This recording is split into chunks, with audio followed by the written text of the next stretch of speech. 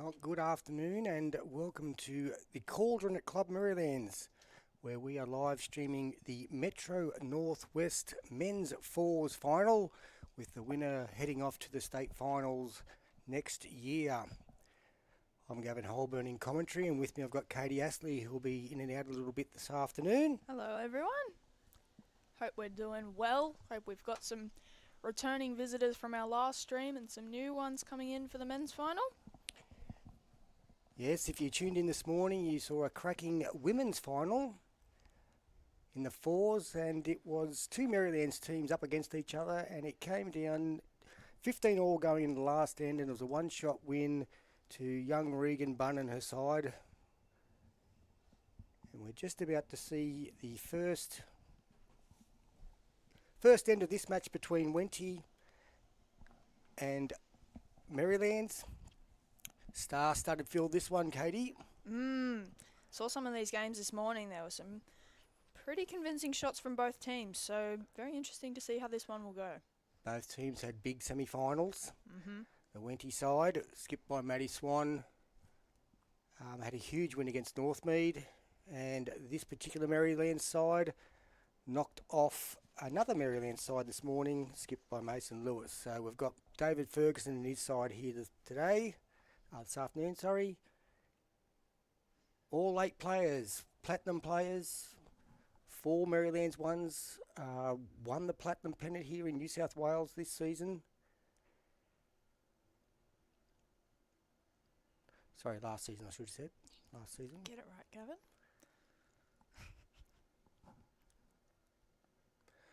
And we see the first bowl coming down from Franklin Fong. All of these Wenty players have won multiple titles at club, region, higher, so very accomplished side.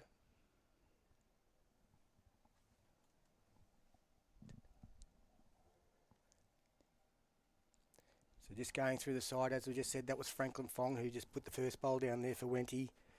Coming in second is Rick Lucey, who's come over to the Wenty League's Magpies from Cabra. Third is Rohan Dennis, who's won a lot of things around the traps, played for a couple of different clubs in this region. So we see a nice start there from Peter Harry. And Swan is the skip. Played a fair whack out of Wenty. He did go up to Charlestown for a bit. Very accomplished player.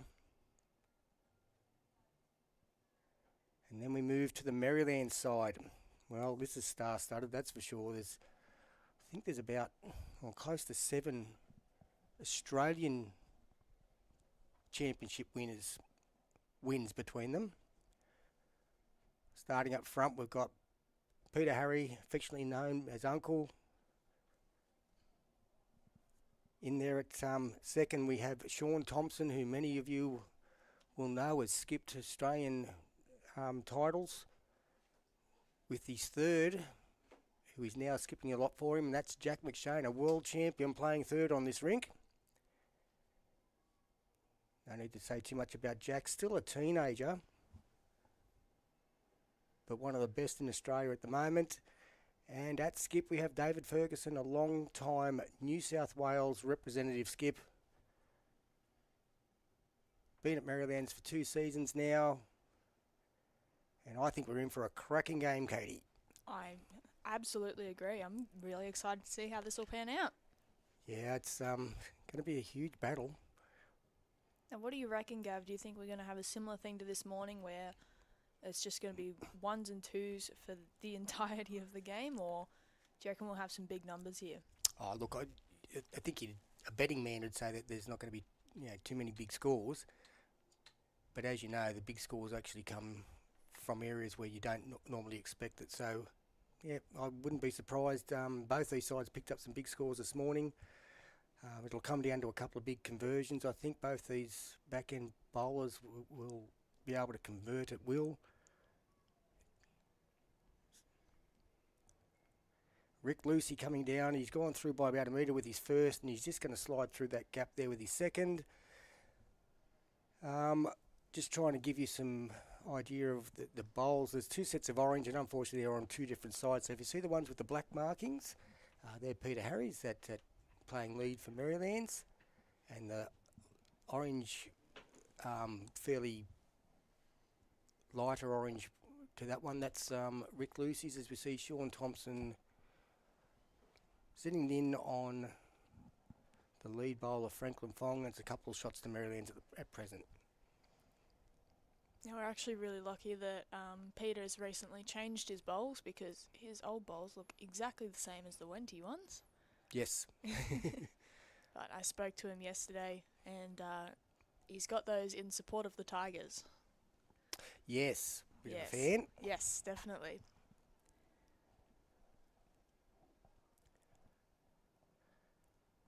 So depending on what size screen you got, you might be able to see that they do have stickers on the bowls. The Wenty stickers are half black, half white.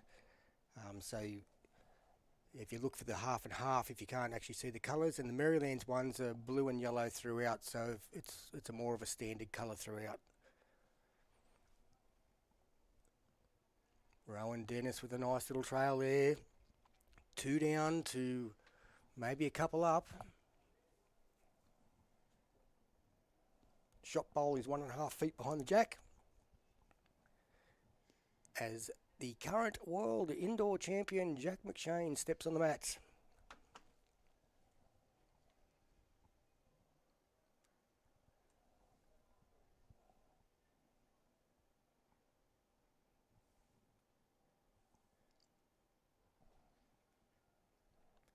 So if you're new to our live streaming here at Marylands, that hand that Jack's just played on the club side there, it won't turn as much as the other hand. In fact, Katie, all 4 hands seem to be a little bit different to each other. Yes. Not just the 100%. grasp, but the weight can be, up to a second difference on the different hands. Yep, and as I mentioned this morning, in the first game, the boys have pointed out that that forehand that Jack had just played runs a good second quicker.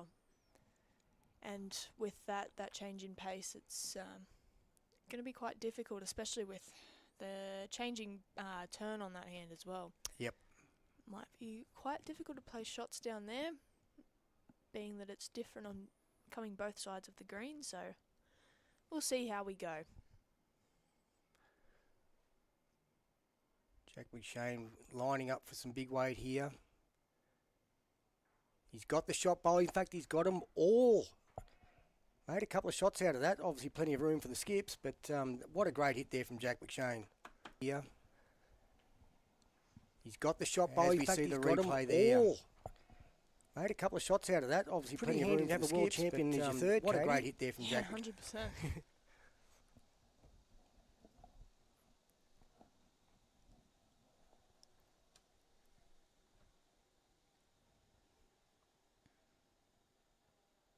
So here we have Matty Swan on the mat for Wenty.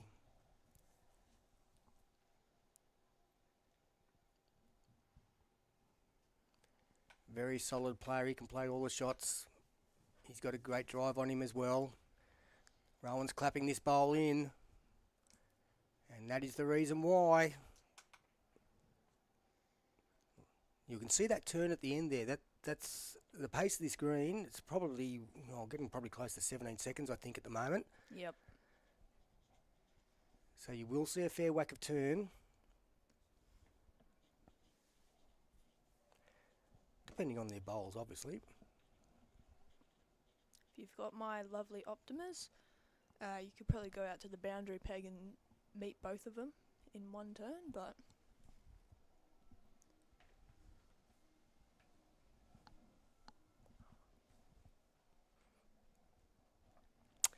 David Ferguson looking good here as well. They're clapping that one in as well, obviously. 1 shot to Marylands.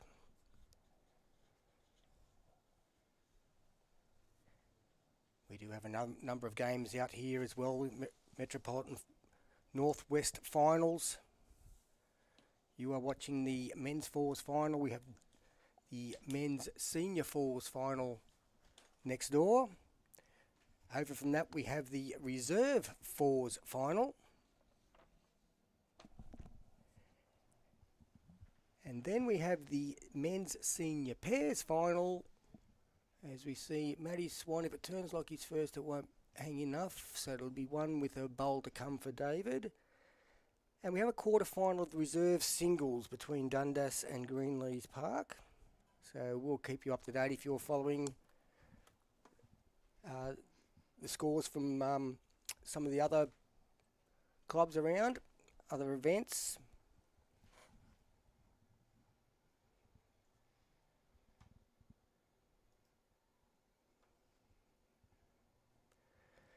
And two lovely bowls from David Ferguson, as we would expect, gives a two-shot start to the Club Maryland's Magic here at the Cauldron.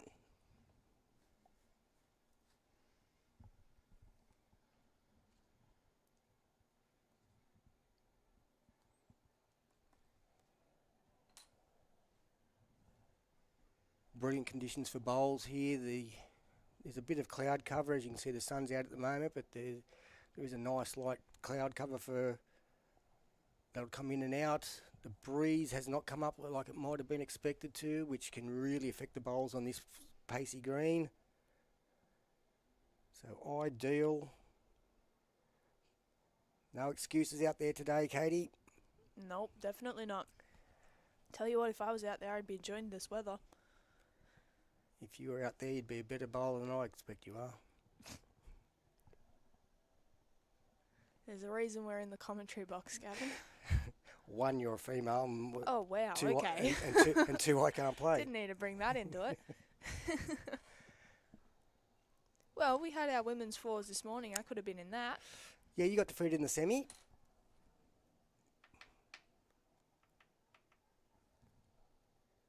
Franklin Fong with his first bowl.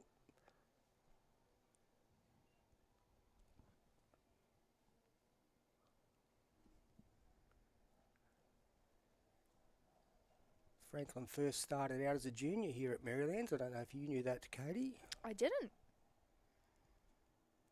There you go. Oh, and he moved straight to Wenty after that, or has he moved around a bit? I can't recall if he went anywhere in between, but he's been at Wenty for a long time. As we see Pete Harry swing across, that's the wide hand that he's played out there. You will see a lot of swing out there.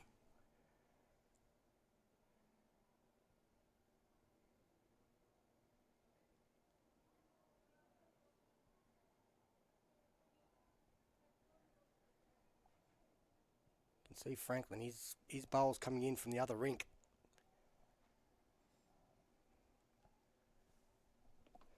Gets back to the line nicely. Those lines you can see making those squares. They're just under a metre.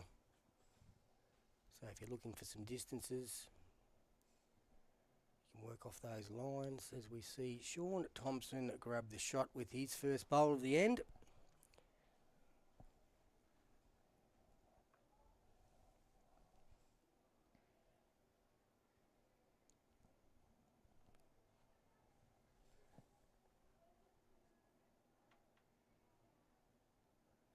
Got Rick Lucey here. He's been gone to Wenty this season, getting some great results, playing some good bowls.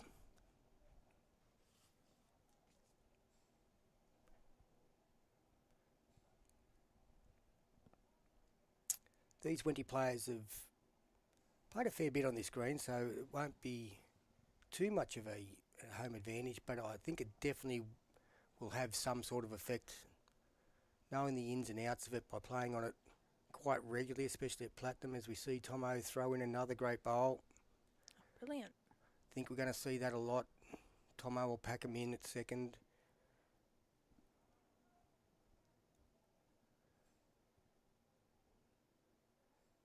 Rick needing to take a metre off.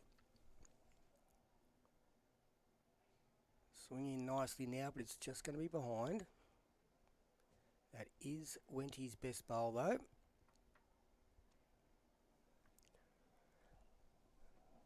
Fergo getting Jack to come down on the backhand. I'd assume that most of you have watched a bit of bowls from Jack over the last couple of years. You can see he's quite methodical on the mat.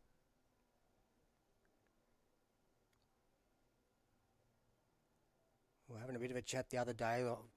Obviously, when he goes off to the BPL, he's got on the shot clock. So he does need to adjust a little bit. There's obviously a 30-second shot clock, and Jack's usual technique, his pre-bowl routine, is right on that 30 seconds. So he does need to adjust that a little bit when he goes off and plays BPL.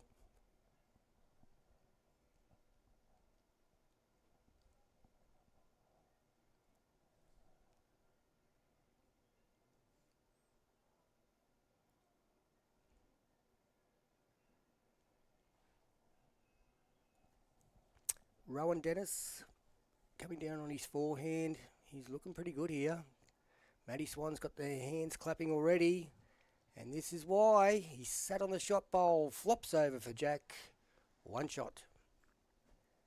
And look right in behind there. You can see 4 Wenty bowls. Pretty attacking side this one. I wouldn't mind betting that he gets Jack to go hard again.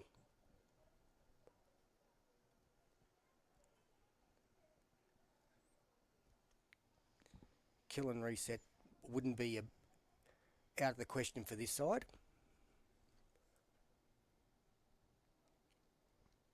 That's not the call. That looked like just a overdraw trail.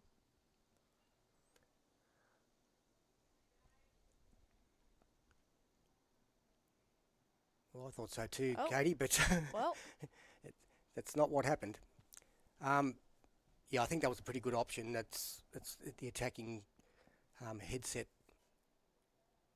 Well, basically from all these players, actually, you'll see that from Tomo, you see that from Jack as well as Fergo, and you got Uncle Pete Harry up the front there, and he's usually quite an attacking player as well. So I'm not surprised. So David's got 2 options. He either tries to do the same sort of thing, or a little trail on the forehand, especially if he gets from looking from the screen, the left-hand side of the Jack to get to the right of screen, he would hold 4 shots. So I would think that there is only a couple of options. I don't think there's any prizes for guessing what Matty Swan's going to do. He's going to be trailing that Jack 3 feet.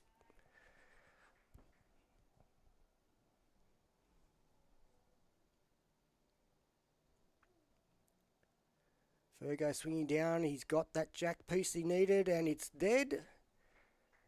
And we are going to be replaying the second end.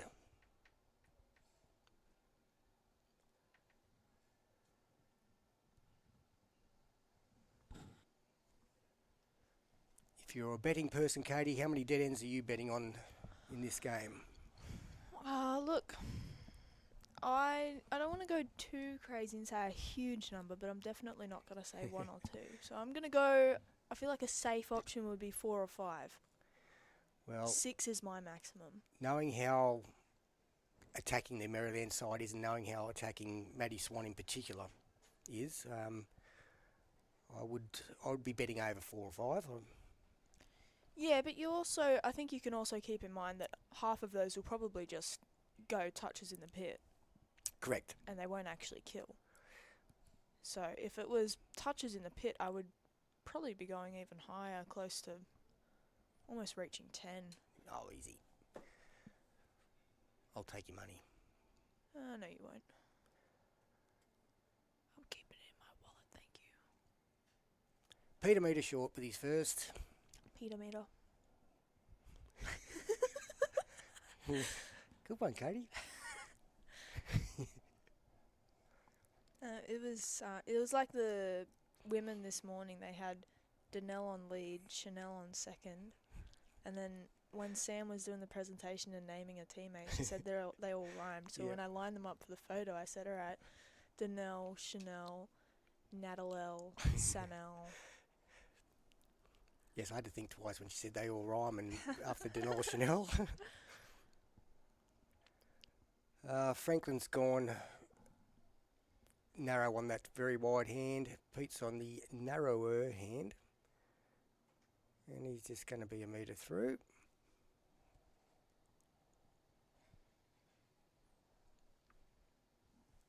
We need to add an extra tally to the scoreboard for killed ends as well.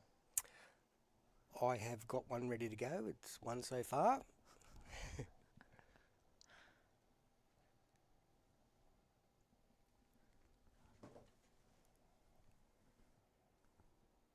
Well, when you're as accurate as these guys are, that very aggressive game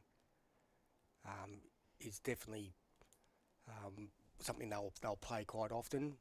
The higher the standard of the game, the more times you're probably going to see it.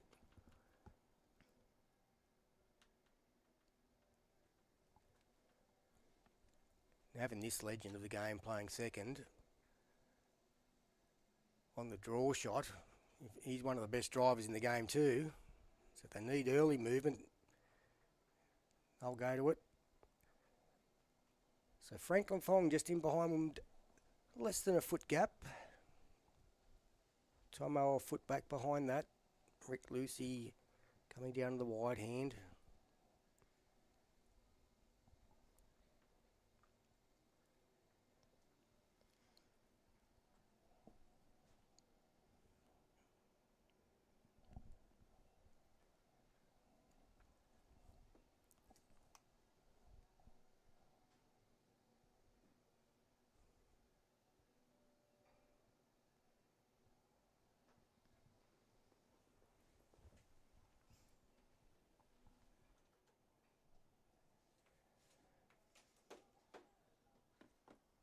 So we've still got one shot here to Franklin Fong with the red bowls for Wenty Leagues.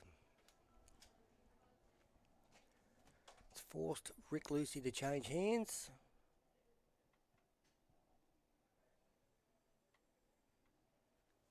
Coming in nicely now. I'll turn a lot at the end here. And he's dropped in for a second.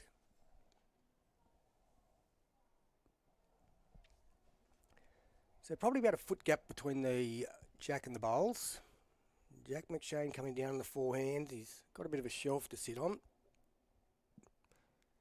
So far he's been a touch wide on this hand.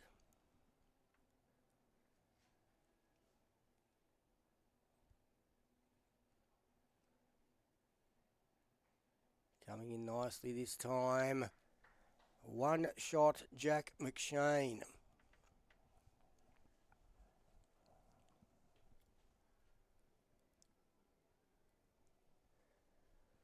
So as Rohan Dennis goes to the mat, just updating you on what's happening elsewhere here at Club Marylands today at the Cauldron. We've got the men's senior fours final next door. That is between the Hills and Dundas.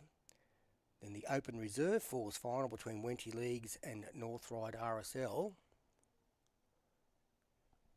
Then we've got the men's senior pairs final. That's between Tooney and Wenty Leagues. As Rohan coming in very close here, he's just going to slide under. It's another one in the head, so they've got 3 seconds. And we have a reserve singles quarter final between Dundas and Greenleys Park.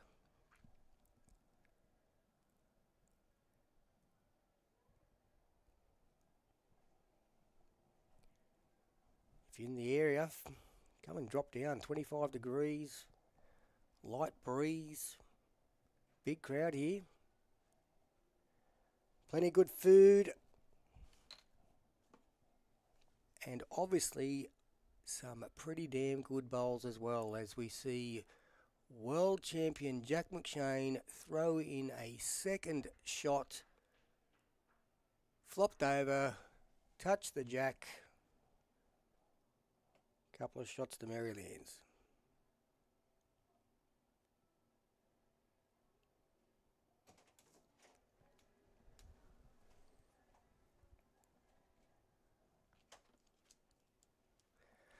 Rohan Dennis here doesn't have to change much from his first bowl.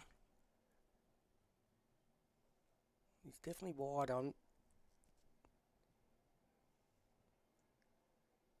It's a very good attempt. Another one in the head.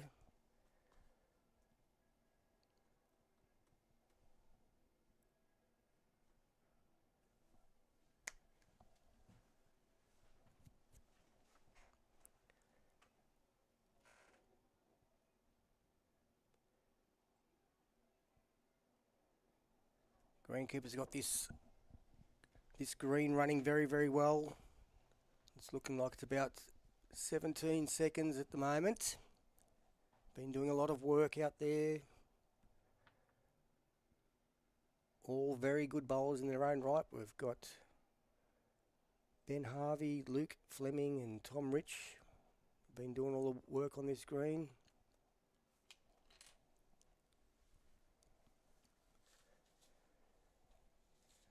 Dave Ferguson holding a couple of shots, trying to get one just in behind to take away too much of danger on the forehand trail. And it's a very good attempt. So the two maroony colour bowls, so there's 4 maroony colour bowls, they're all Wenty leagues. So forehand from Matty Swan. Little touch of the jack, make a few.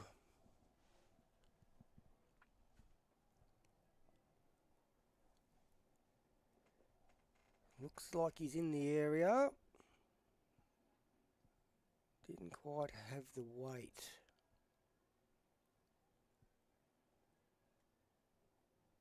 I think he'd be happy with that line. That's the line to sit on the bowl or preferably trail that jack.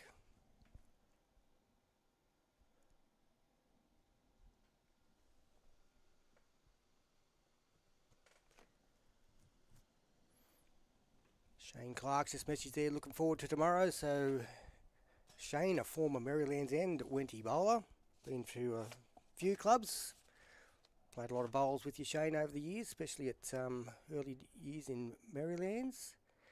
And we have the Michael Short Shield here tomorrow, which is Metro Northwest versus the Central Coast. Men's, women's and senior men's, as we see Fergo sit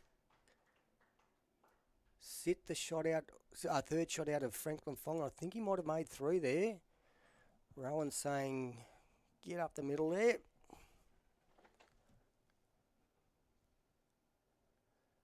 Matty Swan does have a good drive on him.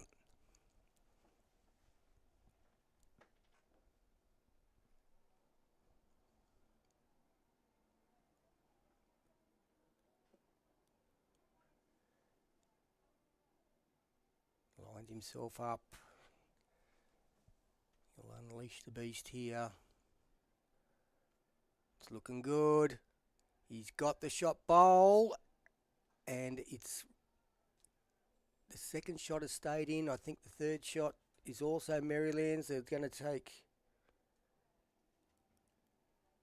So when I say the third shot, was the third shot before that was taken out. So that would mean it is 2 shots to Marylands, and we have a 4-0 scoreline after 2 ends of this Metro Northwest Men's Fours final.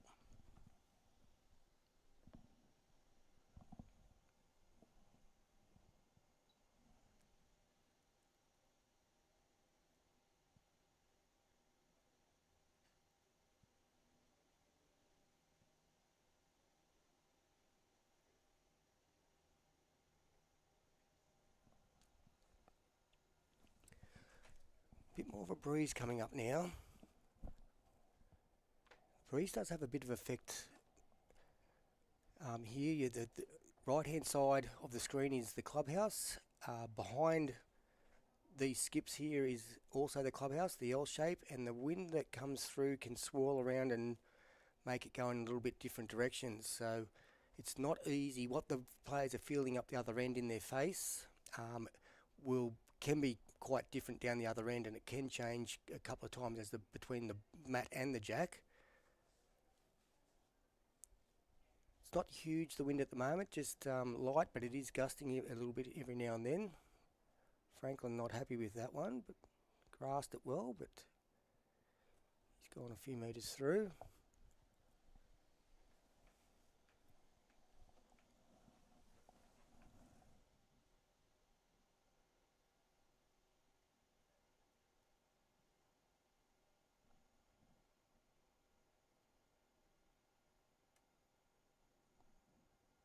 Great shot there from Peter Harry.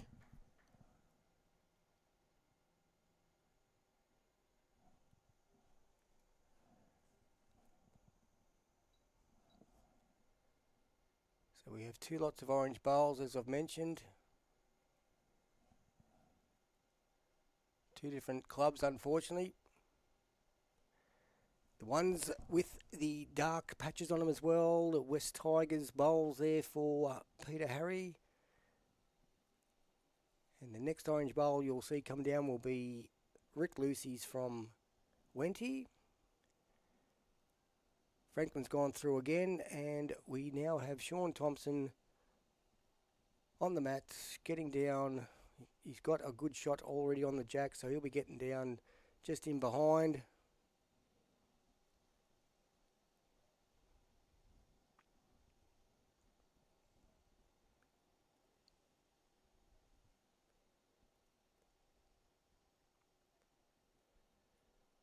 Both these clubs are only, well, probably 5Ks or less than 5Ks in a straight line between the two of them. Very much rivals. You heard me call out the finals of the other games, as Wenty's very well represented.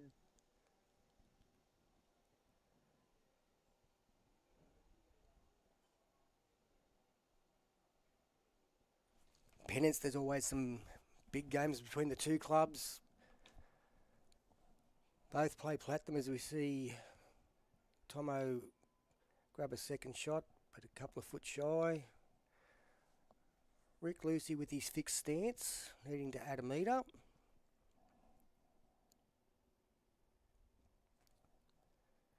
And he's looking pretty good.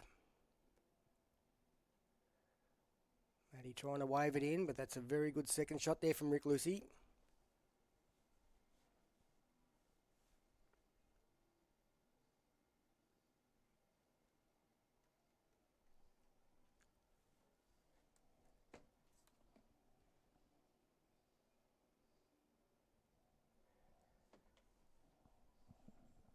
Jack McShane's played this hand with most of his bowls so far.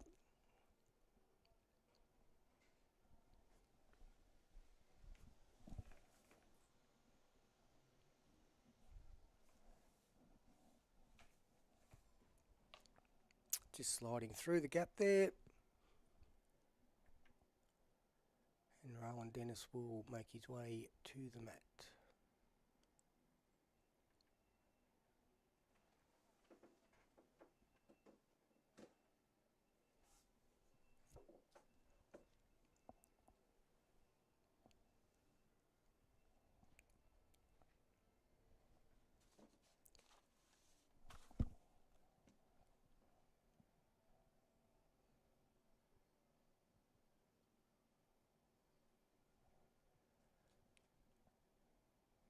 Looks like an aggressive line from Rohan.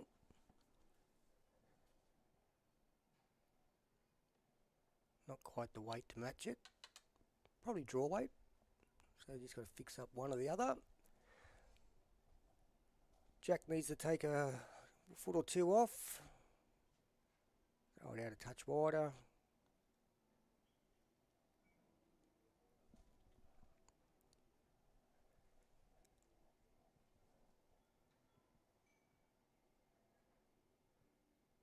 And unsurprisingly, Jack McShane has done just that. Slides inside Rick Lucey's second shot to make 2 for Marylands. So Rohan definitely looking to try and draw another close bowl. If he's lucky enough to get in on that jack, that'll be the bonus. So he's got a wider line on this. So that's the first bit right.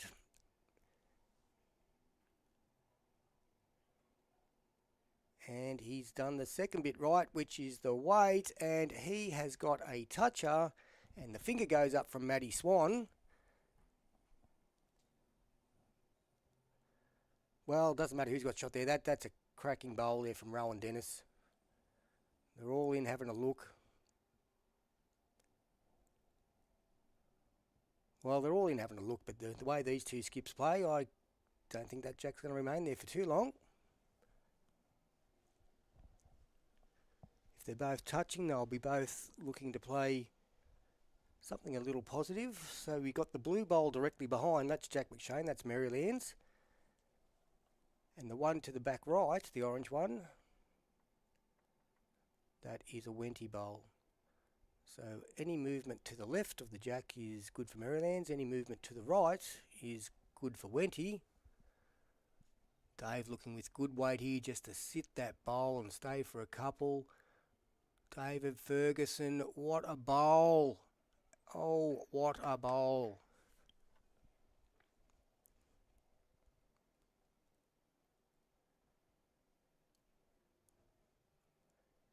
Very delicate there. Split the two bowls that were sitting on the Jack. Wenty bowl flopped out. One shot to Marylands. So Matty Swan here, he's got two cracks at this, so he's looking down on that forehand through the gap, I think, so he'll have to play some decent weight to get under the front orange bowl, because they do swing a fair bit out there.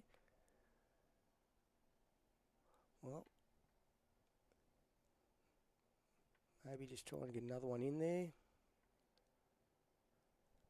That is a Marylands bowl that he's knocking up.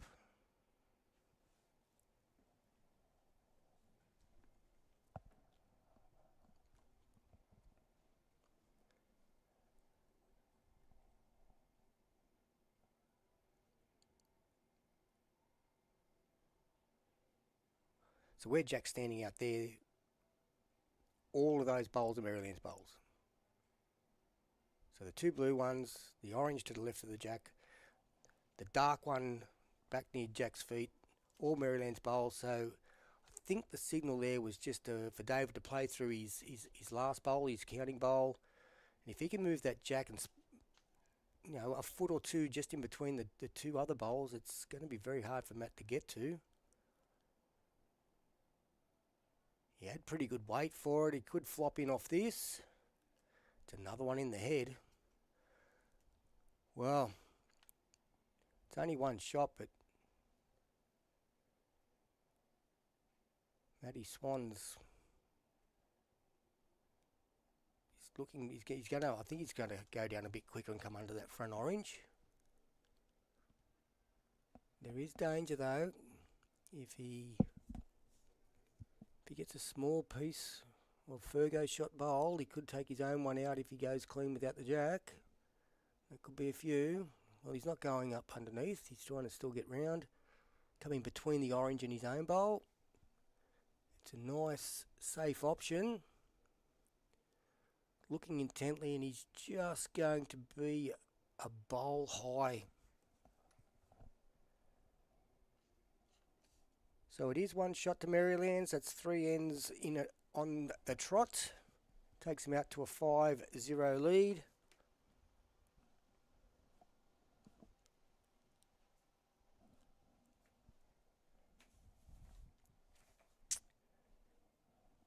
In about half an hour, I'll get out and get some updates for anyone listening that wants to get some scores from the other finals that are on out there. As I mentioned earlier, tomorrow here at Club Marylands, we have the Michael Schwartz Shield between the Metro Northwest side and the Central Coast side. Then we'll have a couple more games of the region reserve singles, and then in 2 weeks' time we'll continue on with the finals of most of our other disciplines here at Metro Northwest.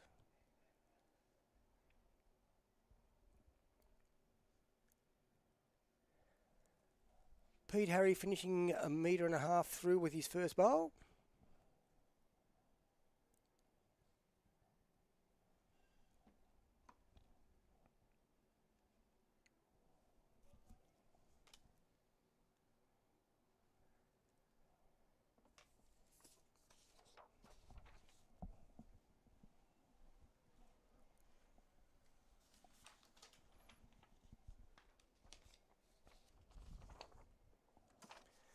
Franklin's got a good starter here.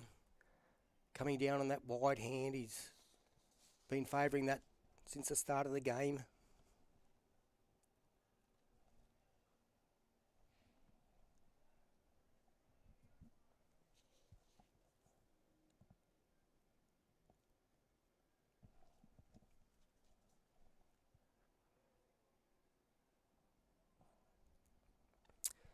Yes, so more finals coming here from Club Marylands on the 8th and 9th of November. So on the 8th in the morning, we have the women's triples finals.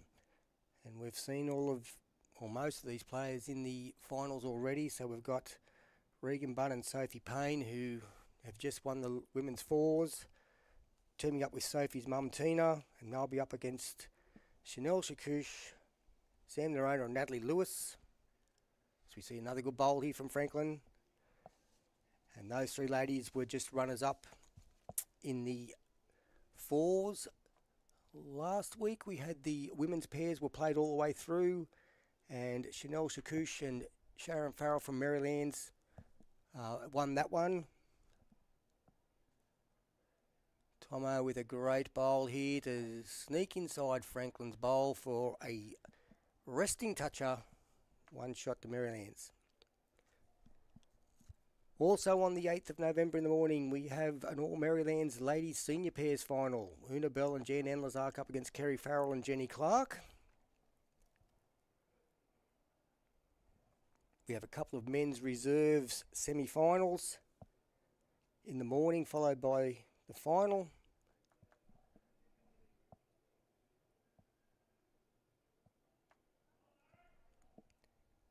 Senior women's triples semis followed by the final. Ladies senior singles final in the afternoon. It's teammates Una Bell and Jan Enlazark up against each other as we see Tomo crash on Pete Harry's front bowl.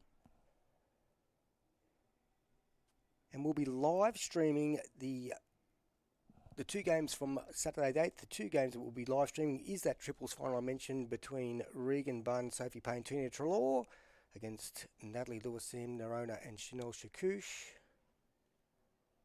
That will be the morning live stream. And in the afternoon, the sisters, the twins in the women's singles final.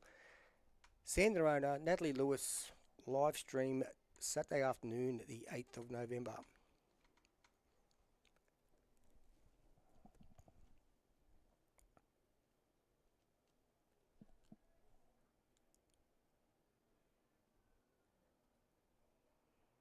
We've actually got 6 finals on that afternoon.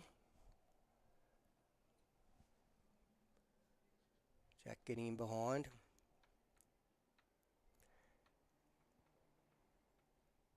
So lots of quality matches coming up. If you're interested in some of the results, get onto Bowls Link.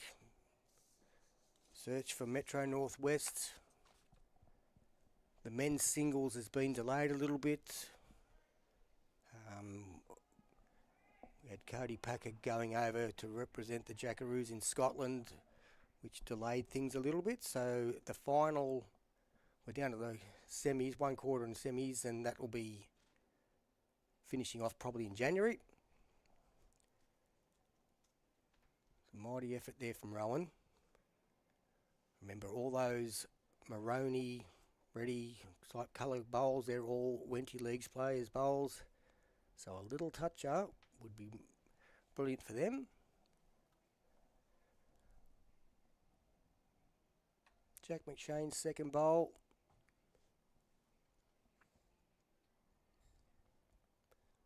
Trying to sneak around those front two and get inside Franklin's bowls. He's done that brilliantly. Is he going to stay? No, he's not. But another good bowl in the head there.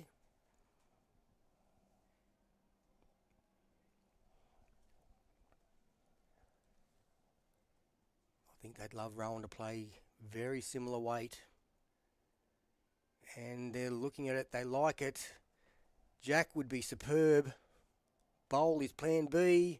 Oh, wow.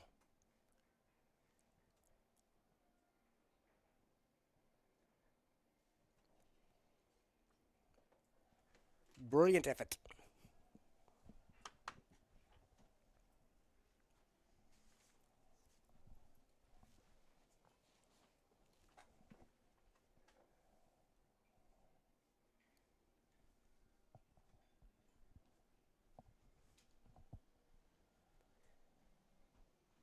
If you're ever in Western Sydney, call in the Club Marylands or our other club 2Ks away, Guildford Bowling Club. Great food. If you come down on one of our days, you'll see some lovely bowls as well, as we see David Ferguson probably an inch away from getting around and drawing a second shot.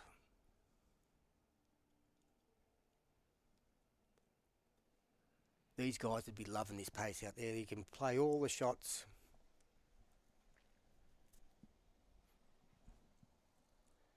It's fun to watch these bowls turning so much.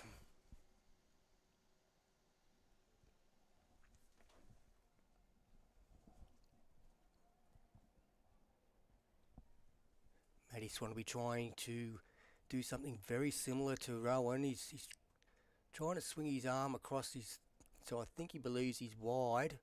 He's coming in now though. Well, that is the weight he'd like to play, I reckon. Maybe up to another foot or so. So he's had a sight up. It's difficult now. Fergo can't play the same shot. His bowls sort of fatten it up. I don't think he can get around it, so not to get a second. But if he gets around it and covers the two ones near Jack's knee, the two reddish sort of bowls, which is where Matty Swan is trying to trail it, then that would be ideal. And that is almost perfect, Dave Ferguson. It's good as a toucher.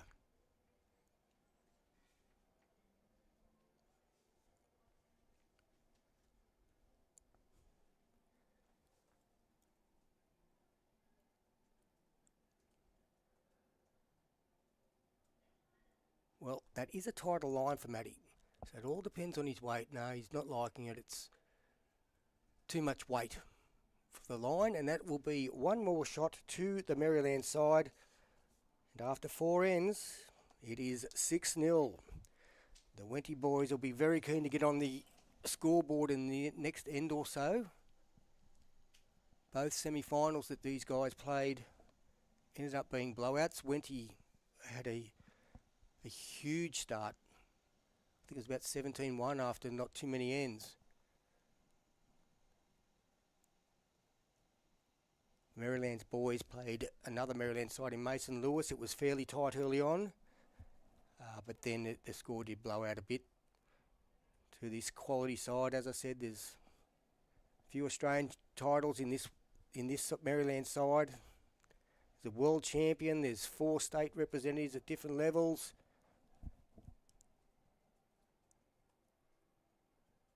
Quality side, and it's going to be tough for Wenty to hang in here at the moment.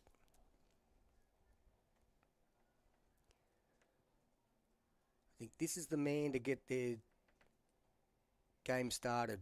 Once Franklin gets his weight,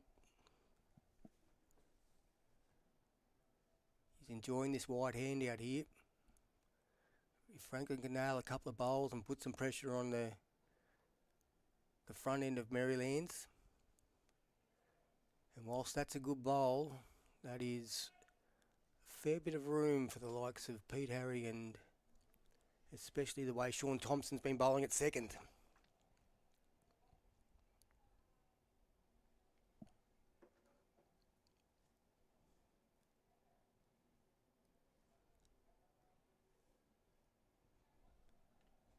Peter, metre and a half short.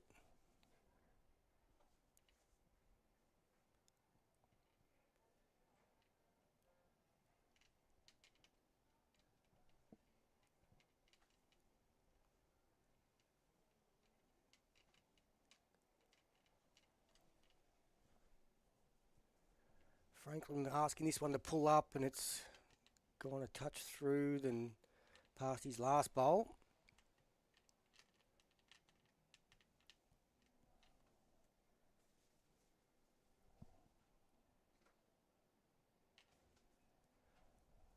Shawn Thompson, who's been all over it so far this game, is going to pull up a little here.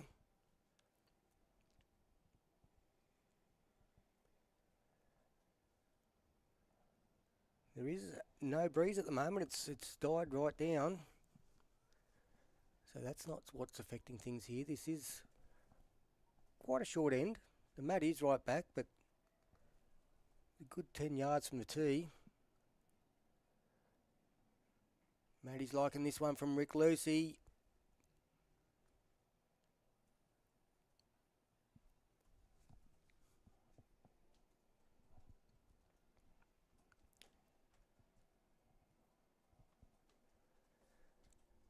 Yeah, Tomo's second one's looking a lot better. Quality bowler, Shawn Thompson again getting shot. I think.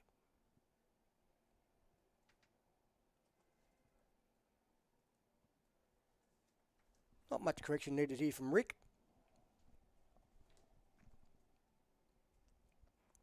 Looking good to hear. These will turn all the way back. Lovely shot. He's not only got a good little toucher and right there, and he's got Franklin's two bowls just in behind him.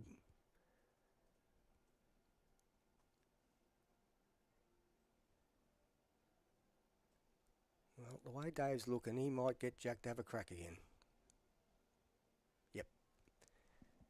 So I have mentioned the attacking nature of this side a couple of times already this game, and here we are again. First bowl from the third, looking to kill the end. Didn't come out real smooth from Jack.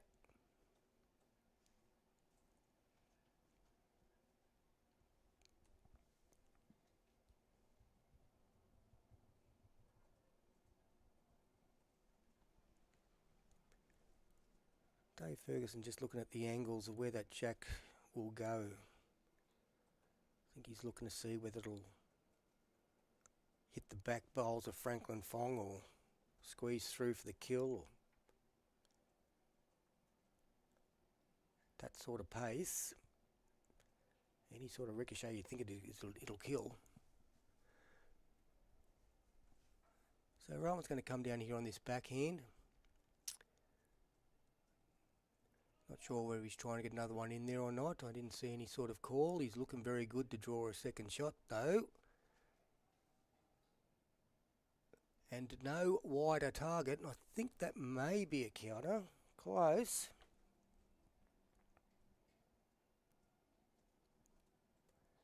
He's getting Tomo to have a look at it. Doesn't trust his own eye.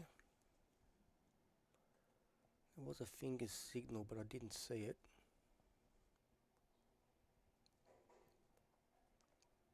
I think that indication was there's about an inch gap between the bowl and the Jack. Well,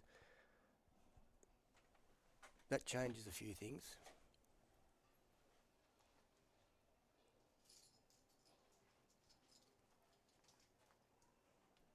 So if I'm reading the body language correctly, he's looking for a yard, maybe two through on the backhand. If he makes contact with the shot bowl, the Jack is sort of going out to the back orange one is what Fergo is thinking. That's Pete Harris, that's a Maryland's bowl.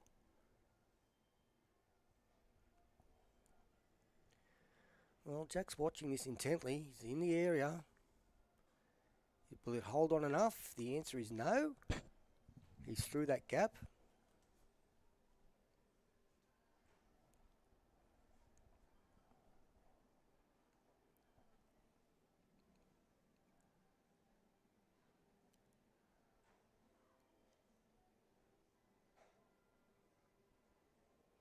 Well, Rohan wouldn't mind getting down with an extra foot and onto his last bowl. Preferably just past and sit that bowl of Tomo out. Actually, it looks like maybe that was the call, was to match that back bowl of Peter Harry the way that Matt put his foot there just then. So that also is as good as a touch-up. So Fergo and Jack weighing up their options here. He's already called for a drive for a kill and then 2 yards to get the Jack back to the right-hand corner. The back right-hand corner is probably no longer an option, so it's whether he wants to go hard with his first one or if he's 2 down, he might try and get another one in the head. I'm not quite work out the body languages yet. He's behind the mat having a good look, good think. Jack says, I don't know. All right, so he's going down the forehand, trying to get the outside bowl is what I thought he said, but he's got the shot bowl and his own, and that is 3-20.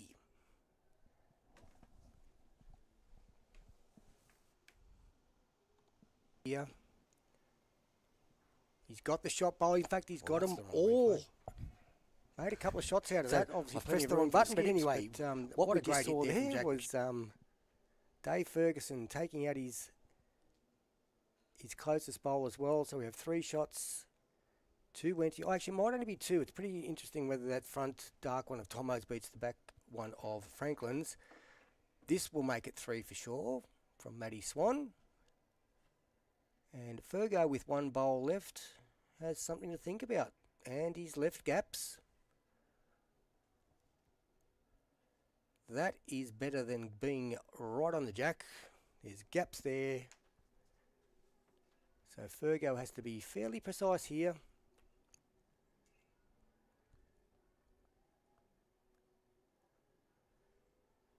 Looking close to sitting on the closest 2 bowls. And he's done that. Flopped him for shot.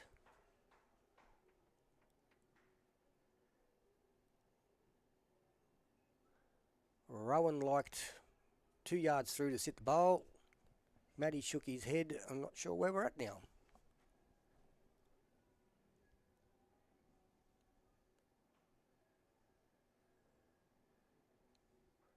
Matty loves the drive, so he might like to try and take this out clean with big weight rather than fiddly weight. He's got at least 2 seconds, could be up to 4.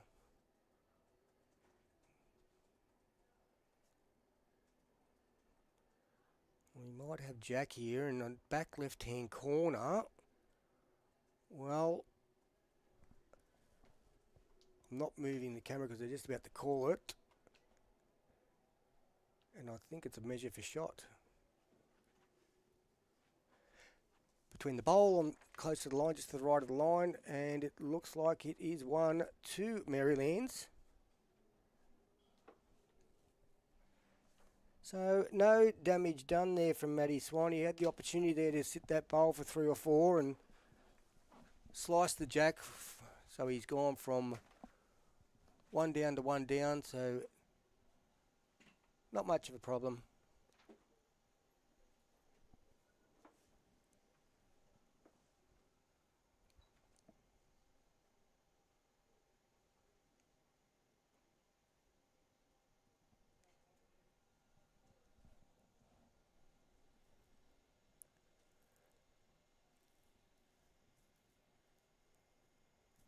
Well, we're 5 ends in and it's only 7 shots. However, it's 5 consecutive ends and that can play a bit on a player's mind. All of these guys are very experienced though.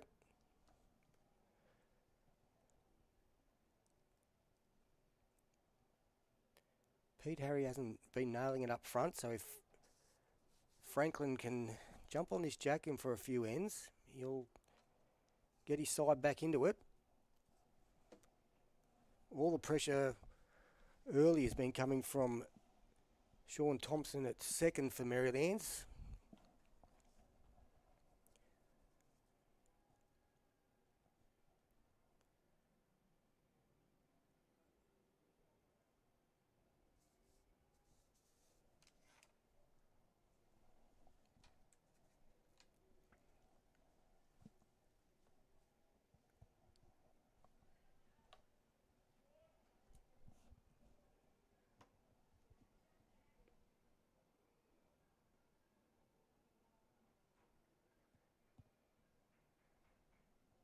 Better one there from Pete. Only a foot shy of Jack. Franklin doesn't have to do a great deal to change. He's nearly a metre through.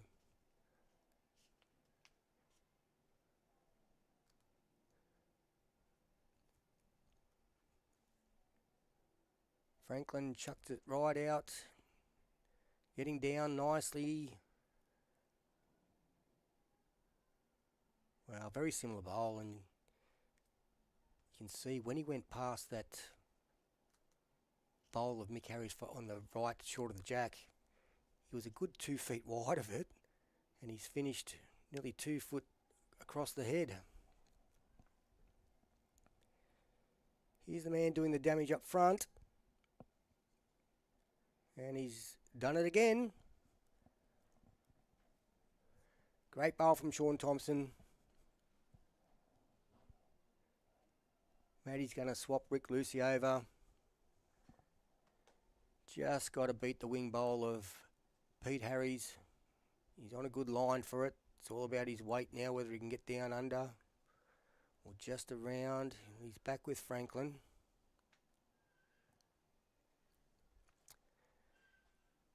Tomo swings his arm around and says, do you want me to get back in behind with those three? And Fergo goes, yep, do that for me.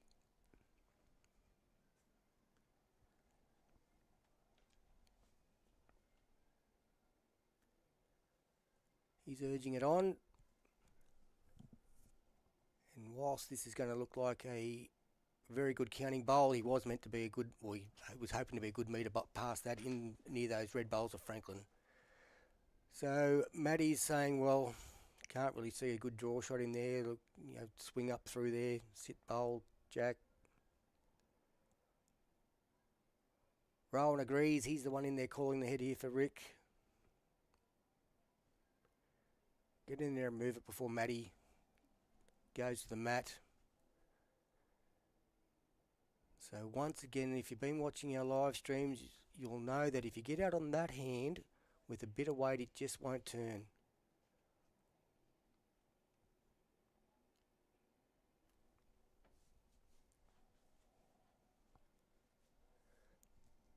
Maryland's holding, I think it's 4. For those 3 in the back right hand corner near Matty's feet, they're all Wenty's bowls. So Fergo's called Jack to get in a little bit behind there.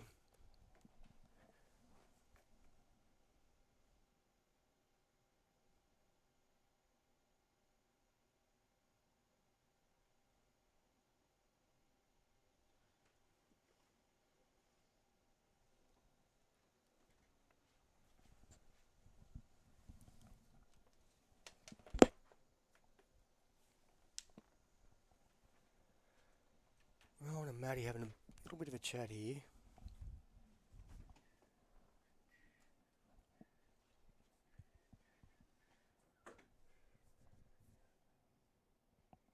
Maryland just got 3 shots there. There's difficult draw shots sort of covered everywhere, so he'll have Rohan playing up through it. Just depends on whether he wants to sit and stay or whether he wants to get that jack right back or out.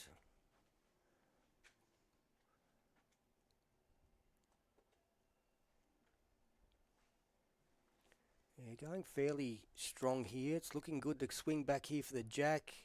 And he's done that, and he's got it straight. He's sitting on it with a couple of inch gap. Won't be able to get our camera right down there to see. You can see the 2 markers there. That's what we're looking at, so it's very difficult to get the shots. Getting second shot will be the priority now. So I'll pan up to see Jack McShane's bowl, which is on the way now.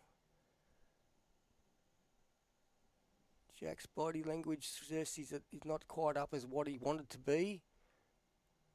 And he's gone just past the tee. So he's got the second shot.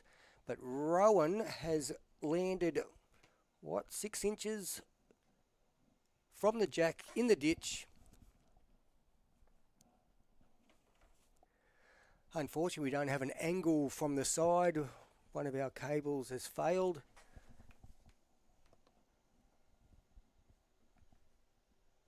So Now you can see Rohan, who's just put that jack in the pit. You can see over his right shoulder the two markers just in front of Matty Swan sitting on that seat, holding one shot.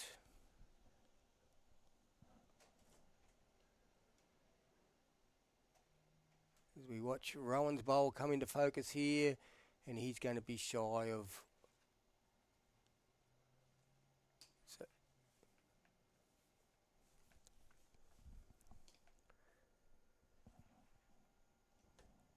So as Dave Ferguson walks back to the mats, welcome to commentary, Tony Wood. How are you, Tony? Oh, I'm all right, Gav. How big's Katie's head? I know. I've tried to put them on. They don't fit. Slipping right off. And she hasn't even won anything lately.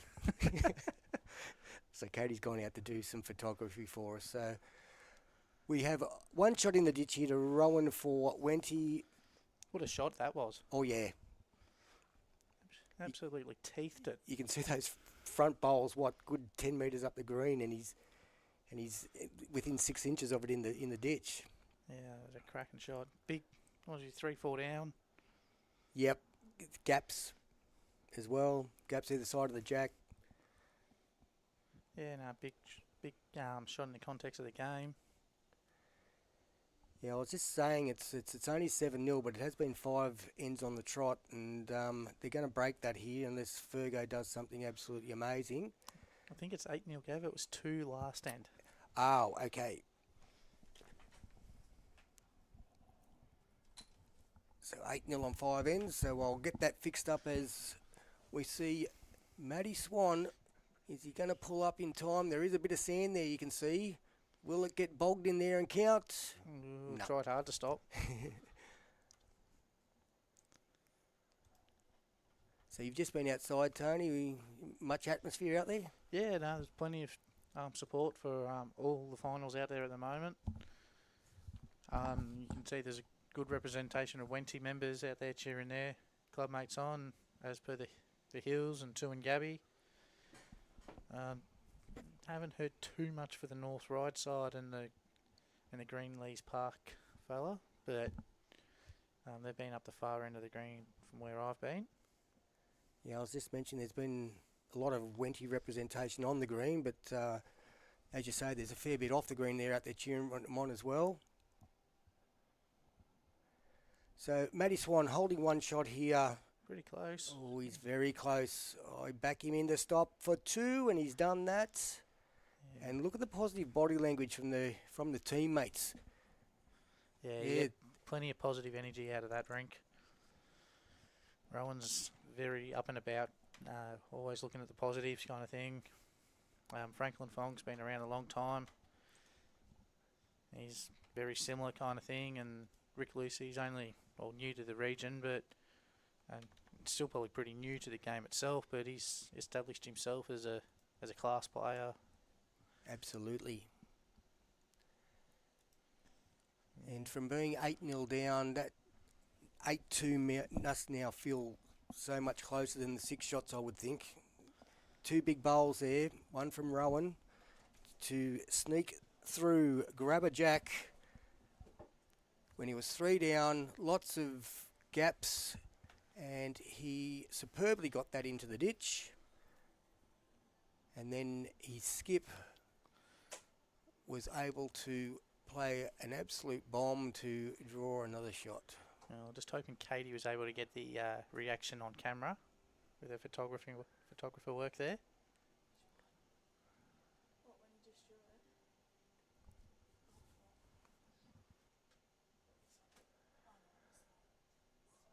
Well, we're having a touch of a trouble with the camera at the moment. I can zoom in and out, but the camera's not moving up and down.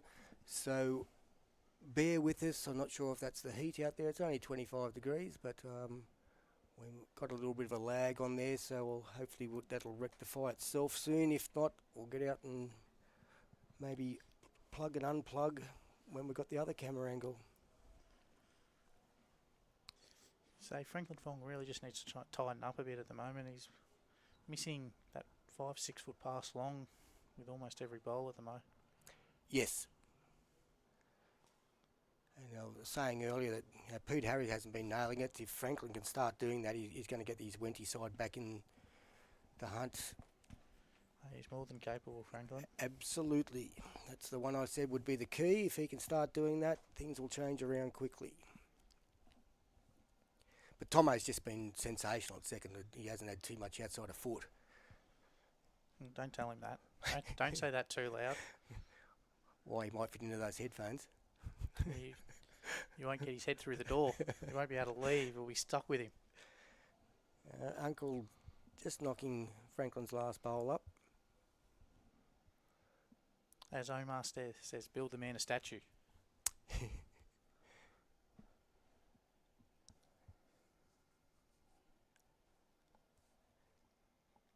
You might have an exact idea here, mate. How many Australian championships between these guys?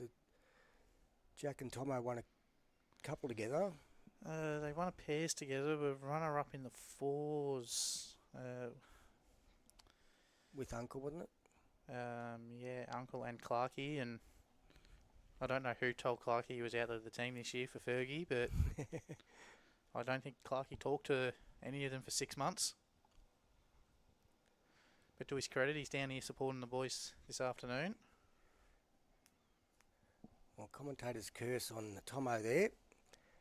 Couple of shots still to Wenty.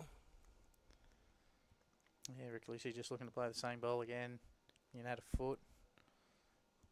He's in amongst it. Doesn't want to touch the jack. Only got the small piece, so it's not too bad. He's opened it up though. Yep. Fergie's called for the Tomo forehand whack. Doesn't miss too many. He's got something. Got the shots. Yeah, I was saying earlier how much of a luxury it is to have someone like Tomo at second who can drive. They do like to play that attacking game this side. Yeah, doesn't miss many on the forehand, and then you got Jack coming after him. He doesn't miss many on the backhand, so... Yep.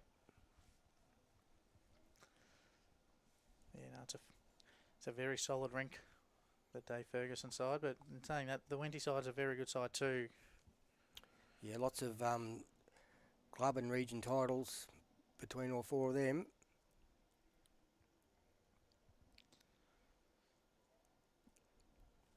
So Rohan just probably looking to draw the absolute here. At worst, get another one in there. Well, he's going to count, I think. Yeah, it's a good shot, that.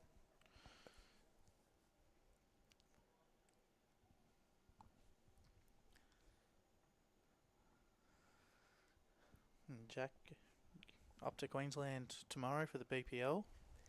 Yeah, I was mentioning that Jack was in here yesterday, and he just had a bit of a chat about how he has to sort of alter his usual routine due to the shot clock.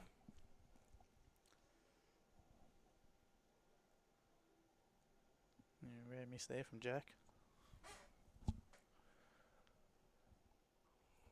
Well, overall, it's a little bit of a loose end compared to what we've been seeing.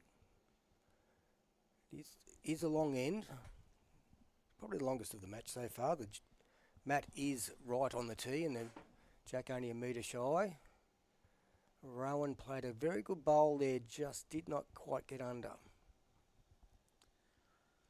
Yeah, probably just going that little bit kind Quick, of thing. yeah.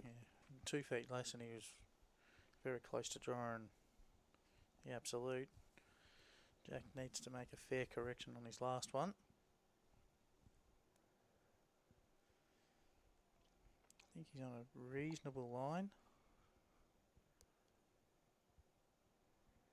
I think he'll swing right across from there, turning so much out there. Yeah, it would have been a lot breezy out there. It looks like it's died down too, Tony. It probably about 10 minutes before you came in, it was a fairly breezy, but a few gusts. It's calmed down. Yeah, no, that forehand that they're playing coming back here in this direction is yeah, there's a lot of narrow bowls in our semi-final kind of thing. Just bowls just got pushed across, so just got to get it out there and trust it'll get back.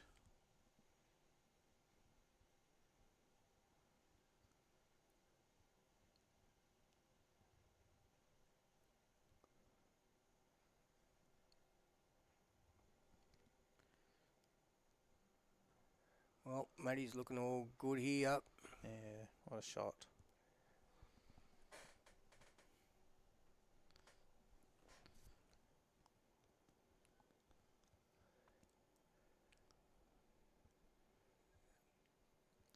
And David just looking to draw. Probably if he can get second shot with his first one. Yeah, it's looking like 3 at the moment. He's coming in nicely. If he can just get inside that, yeah, probably still 3 looking at the angles, but good sider. Doesn't have to change a huge amount with his next one. No. And Matty probably just be looking to play the same ball if he can get right on top of it or just tuck it around that corner just a little bit. Absolutely. If he plays the same bowl with an extra foot at the most, that little touch would be wonderful in behind.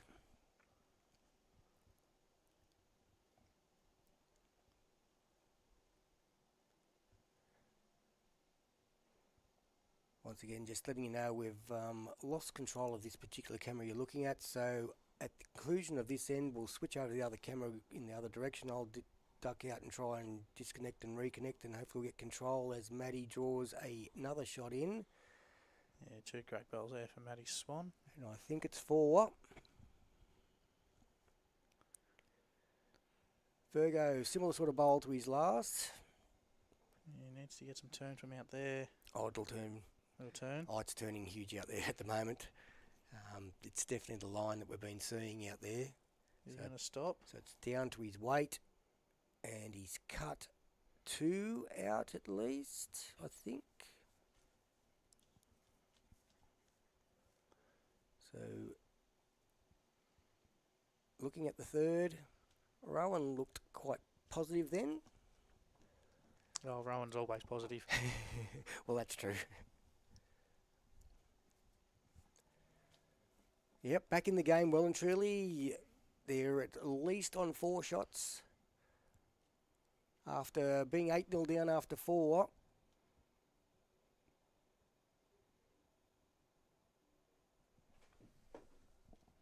Or 5, sorry, it was. 8-0 after 5. 2.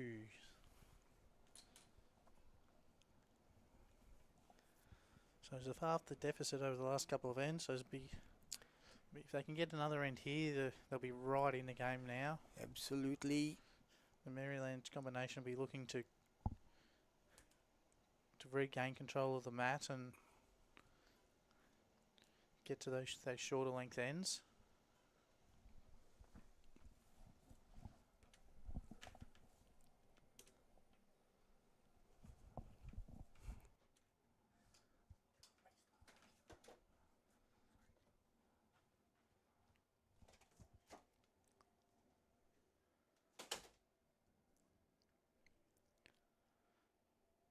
Franklin Fong.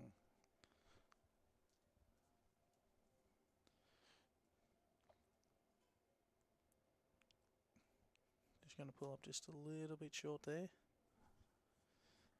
Handy opener.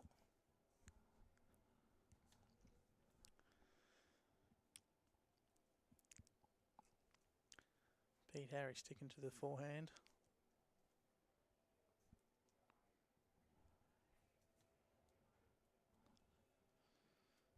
If you want to see what Gavin Holborn looks like, and because you haven't seen him before and just heard him, he's behind the rink on the camera now, just walking back towards the clubhouse, the top left of the screen now.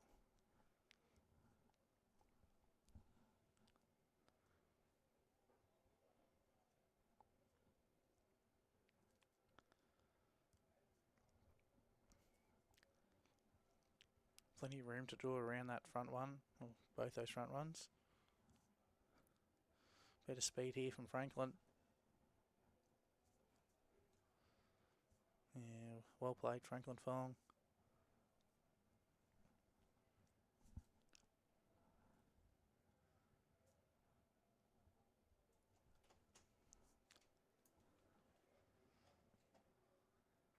Pete Harry with better speed as well.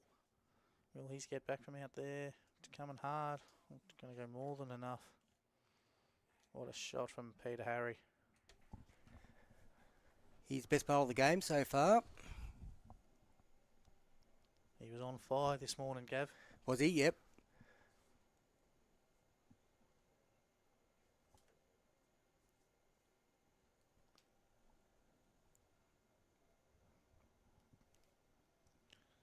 Yeah, he led brilliantly, set his team up really well. So watch Rick Lucey. I think he's just going to slide past.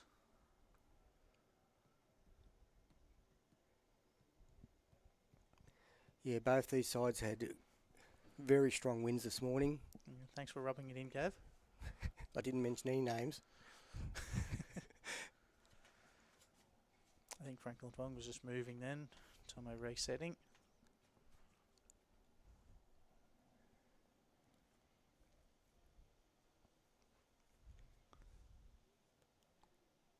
Well, he's saying I should be wider than that. Well, Gav, you definitely have put the mocker on him because he hasn't played one since I've come into the office. Yeah, he hadn't put one in outside a foot before that, I don't reckon.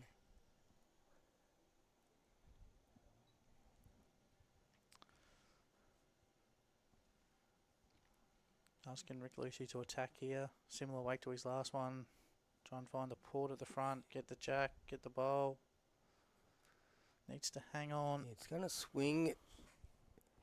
It's got Franklin's front one. Yeah, just didn't get a square enough contact on it to get a result.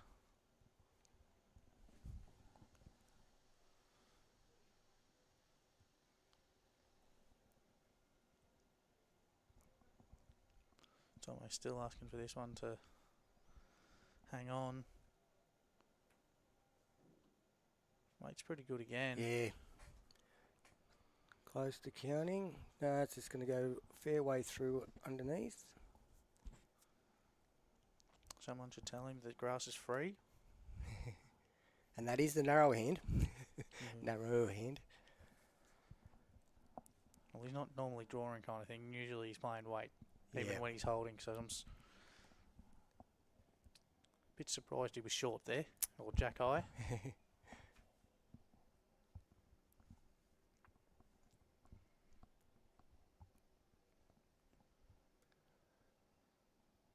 What do you think the pace is now, Tony? We'll sort of say it might be getting closer to 17. Yeah, it was, yeah, definitely.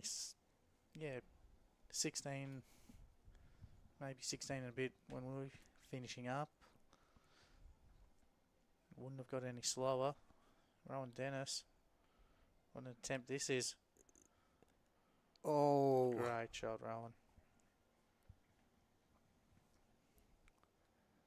Unlucky he just didn't sit that bowl. But there is now a lot more room, which is probably a bonus for both sides, really.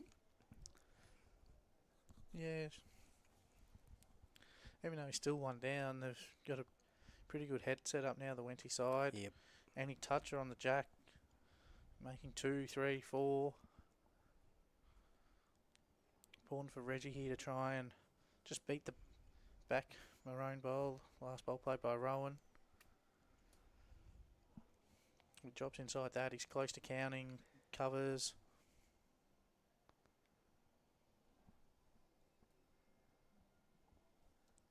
Yeah, Jack's had his weight very good on this hand. Early on, he was just, half a yard too wide. Yeah, he's played this pretty well. Yep. Not sure if it quite counts, but it's helps Fergie just saying it's a measure.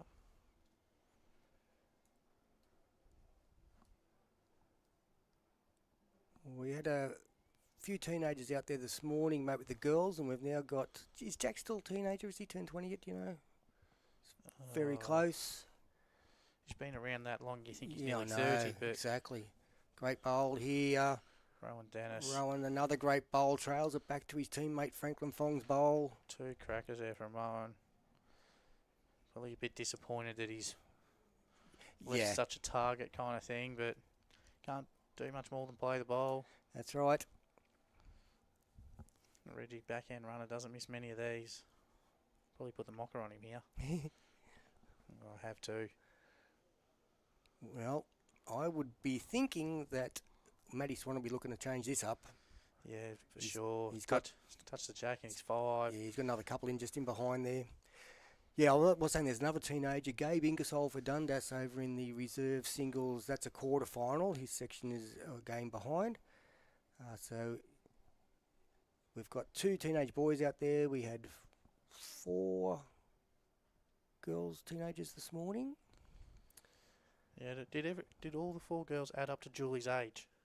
I was Sorry, the other 7, because I know the 3 in her rank didn't. Oh, the other 7. Yeah, they would have. It's probably a bit cruel for the whole 7 of them when the twins are close to 30, I think.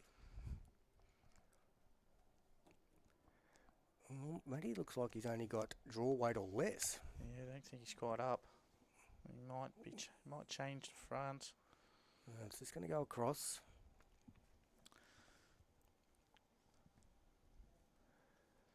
Well, Fergo's on the mat now, winding up for some very decent weight through this head. You don't get any turn from Yeah, there. that's the hand that doesn't turn much. Yeah, well, some do.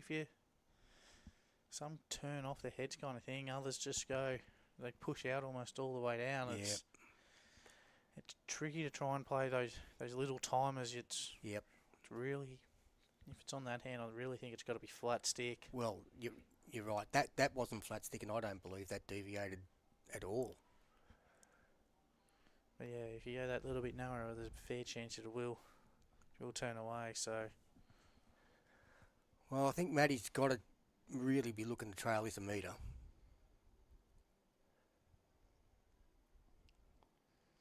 he's still battling to be up here.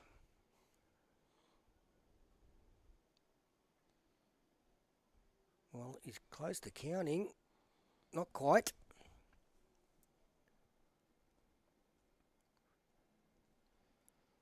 I don't think it'll change the shot here. I think Fergie will still try and run it in. Yep, worst case, take one bowl out clean. Taking a Closer little this bit of time. weight off, so it should turn a bit more. Might get lucky off this, and he has. Oh. What's he done here? Well, I think he's made at least 2. He's nearly made 3 out of this.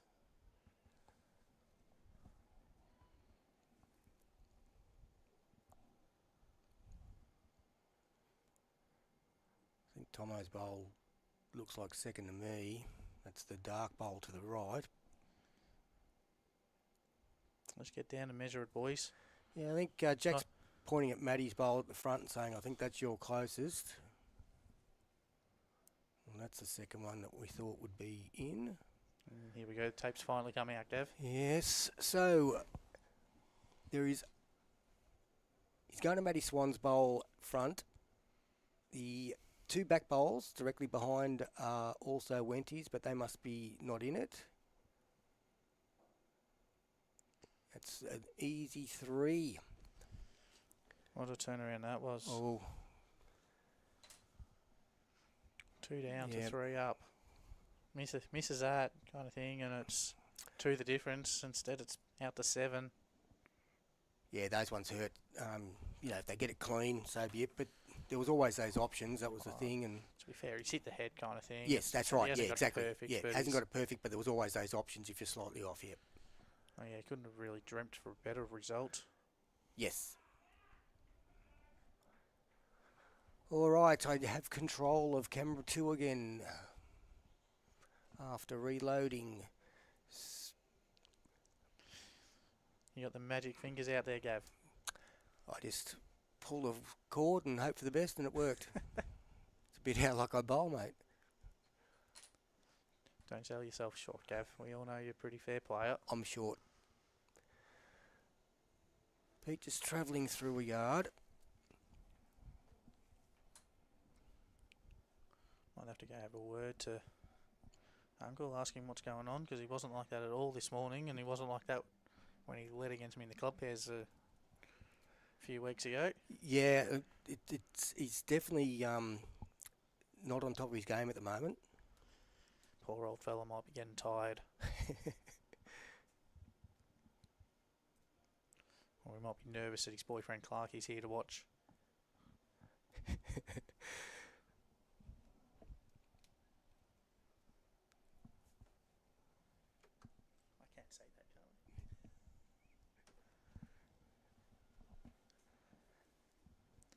This one's looking a little better, I think. Yeah, still just running through a bit, but it's a pretty handy shot. Very good shot. Very good, Pete. Franklin needing to drop a metre. So I've been waiting for Franklin to nail it too, and he did it for one or two ends, Yeah, but then he's been, as you say, he started off this good metre past every time as well, and he's back into that habit as well.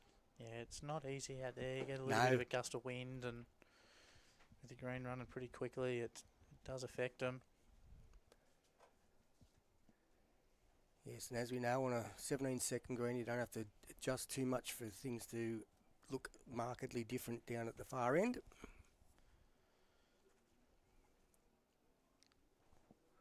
Although in saying that, the seniors are all over it, mate. They haven't really been watching. No, I've only just had a quick look out there. Very nice greens here at Maryland's. Our greenkeeper's doing a great job. Yep, shout out to Ben Harvey, Luke Fleming, who look after them. Apprentice Thomas Rich, no shout out for him today. Didn't arrive. Rick Lucey. What a shot, Rick Lucey.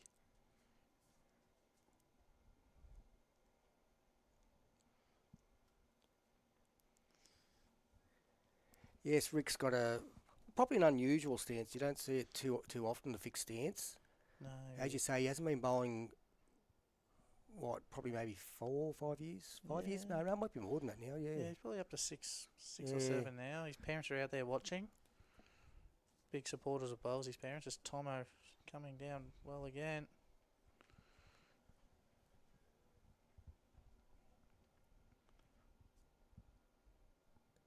It's a nice, firm, solid, steady base that he works off there.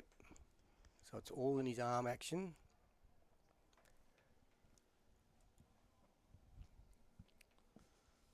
Yeah, good way to get in there from Rick. Just didn't quite get back this time. Not the worst spot to finish. So on the changeover, Wenty holding one. Got back to 8-4, holding a couple of shots before a bit of a conversion last end. And it's Maryland's 11-4.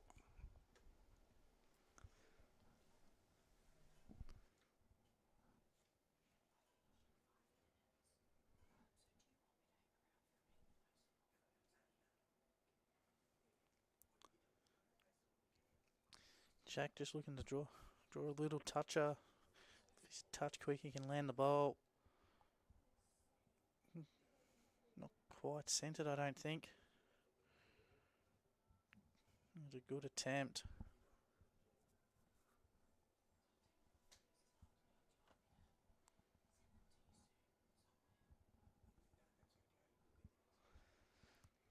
Rohan really needs to get another ball in the head here for his team. Even if he gives it away, don't think it's the worst outcome. Better off playing it before the Maryland's team.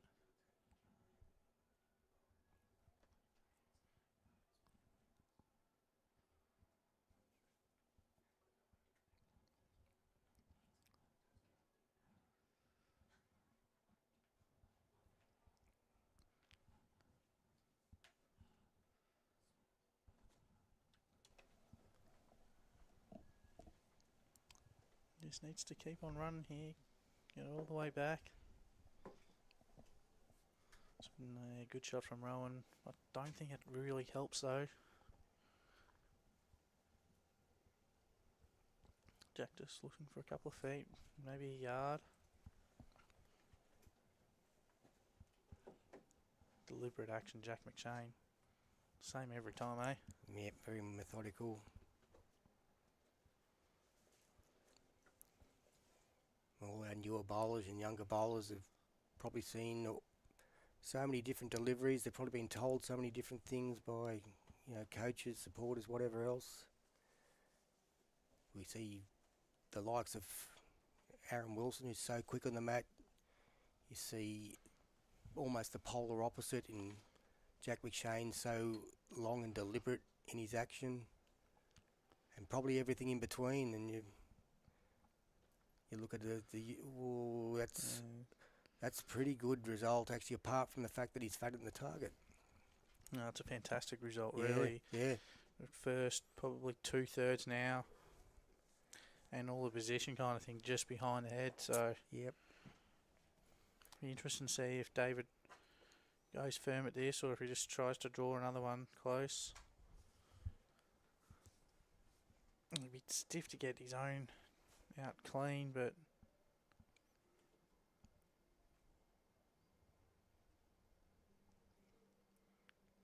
just on the draw.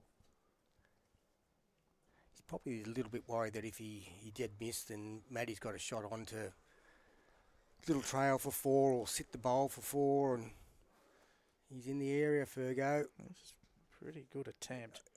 That is a sensational effort.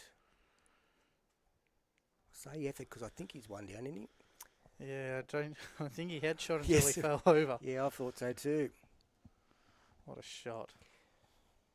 David's touch at the beginning of the game, there was some amazing deft touch bowls he was playing. You're not sure if you saw it all out there live, but yeah, he's so deadly a player because he's got that real nice draw touch and that superb drive on him. So Yeah, I think the first end he drew 2 shots yep. to get the go. And then I think back in that same direction, I think it was almost 2 resting touches, and he's played 6 inches to a foot through and ended up with 2 shots out of it. So He's a class by Mr. Ferguson. well, you don't skip New South Wales without being a quality player. He's only playing 3 these days, though. Oh, I know, but he's been a long-term skip in New South Wales level, in a side that's won a lot of Alley Shields recently. Yeah, I think he was close to winning the Platinum Skip of the Year, and I think he was the best performed skip in the Queensland Premier League this year as well. Yeah, right. As we see Matty pull up short.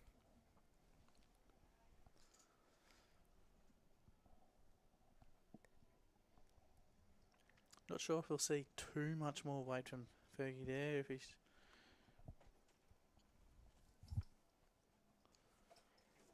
he might just try and play something pretty similar. Get to his own bowl and turn the orange out.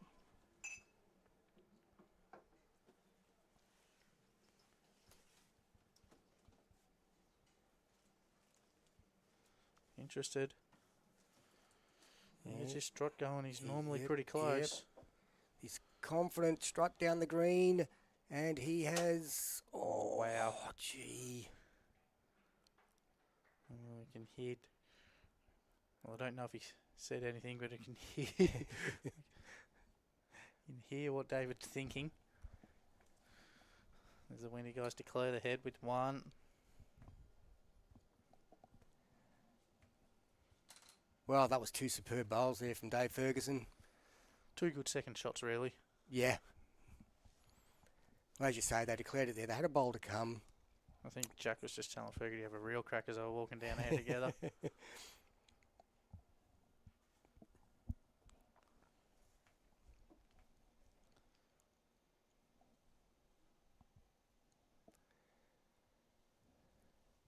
So, Franklin Fong, he'll be leading off this end.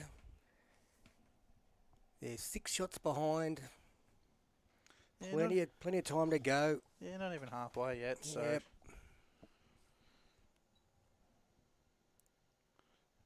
T to T here. When they were 8-0 down after 5, it may have thought, there's a bit of pressure here, but they've outscored Maryland's 5-3 since then. Yeah, you can break the game down into, say, 5-end pockets kind of thing, and if you can win 3 out of those 4 pockets, yeah, generally okay.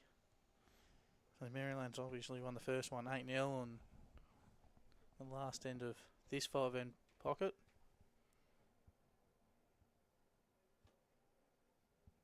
A good opening bowl there from Franklin. Yeah, it's a great start.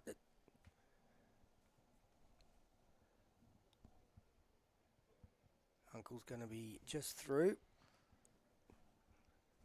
Yeah, it's a pretty good reply. Yeah, only half a metre behind. Yeah, Fergie will be pretty happy with that. He'd much rather you miss there than a foot in front of the jack. Absolutely. Got that drummed into me this year. Yep.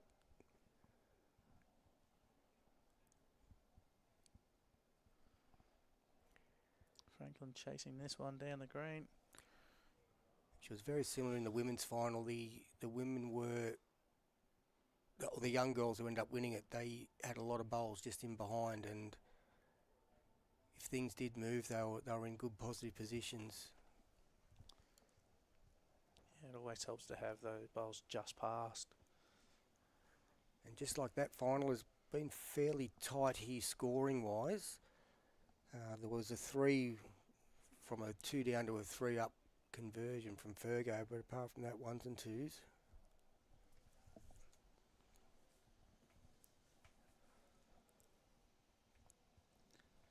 Big opportunity here for Rick. If he can nail it, it really put the pressure on the Marylands team for this end.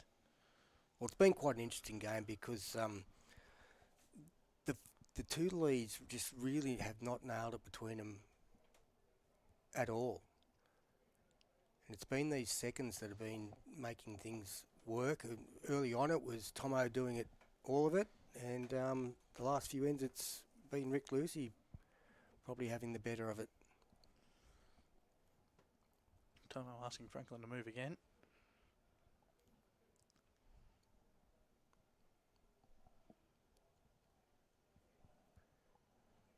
Well, if Franklin moves anymore, he'll be in the commentary box with us.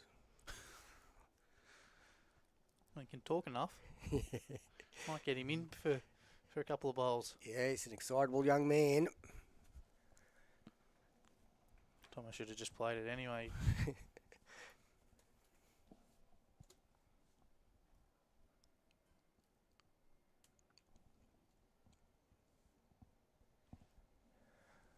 Well, Rick Lucey doesn't have to change a great deal. Swing around Tomo's last bowl. His weight's looking very good. It's going to be a counter, I think. Or maybe not. The back one. Don't think so. Closest Maryland's bowl is the bottom of the screen there, orange with the black in amongst it, of Peter Harries. Tomo just needs a clear run here. His weight's pretty good. He's close, he's got it.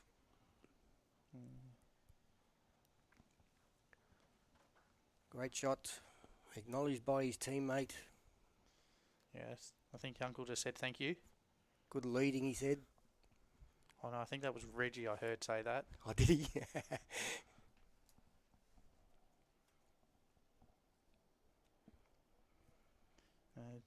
Plenty of banter amongst the Marylands players in that rink.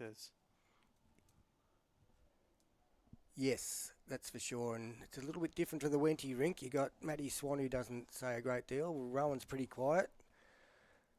Franklin likes to get quite animated. Yeah, well, yeah, Rohan will get animated for good bowls and all that. He rides them all in. Yeah, he's a very positive teammate. You play a great bowl, he's in amongst it. And speaking of Rohan, this is him on the mat now. 1 down with a couple of seconds. Yeah, looking to try and land it.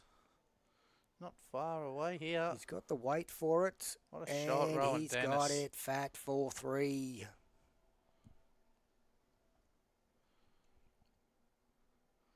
Fantastic bowl, that one. Well, Rohan's up the other end on his own, but I'll cheer on Rohan. Great bowl.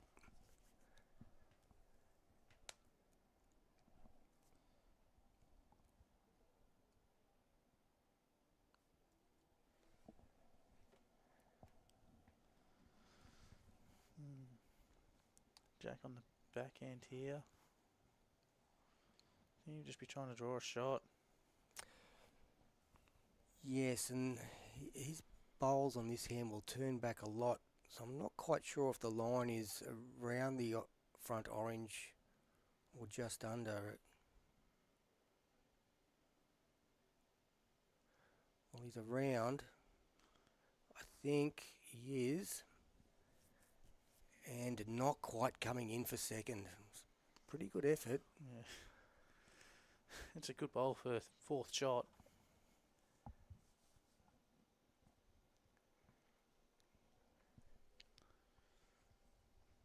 So we get Rohan out here on his forehand. Swing around that front bowl of Tomo's. Inside of Rick Lucey's. In amongst his own one there. Yeah, even if he runs into Rick's, he's only turning it in or getting an angle off it. Yep. Pretty close. It's looking very good. Yeah, he's going to sit on his own bowl there. Still a gap there too. Yeah, two great shots there from Rohan. I think Jack's been asked to run it in. Well, I did say there's gaps there, so he's probably got to be pretty accurate for a single Jack target. And that gap did become the nuisance there.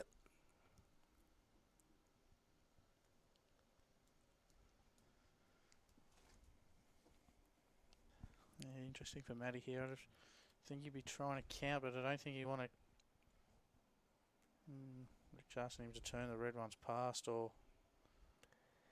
Yeah, they're both, Rohan and Rick have got their foot right back towards the ditch, saying to get back there. The two back bowls, you're seeing every bowl on the screen there, and from there there's another 3 feet to the ditch. So we'll swing down there if things change, but you are seeing every single bowl that is on the green. Yeah, the last thing Matty wants to do here is to fill up one of those holes. Absolutely. We just saw Jack get through a gap. You can see from Rowan's posture there, he's got his foot right back near the ditch there. I was going to say, if it's any further back, he'd be in the ditch. Yeah. As long as he's behind the two Maryland's best back bowls, he'd be in a good place. Look, he's going to crash, but that might even count. Yeah, I think it does. Once again, gaps galore, so Fergo's going to choose to get down here on the draw.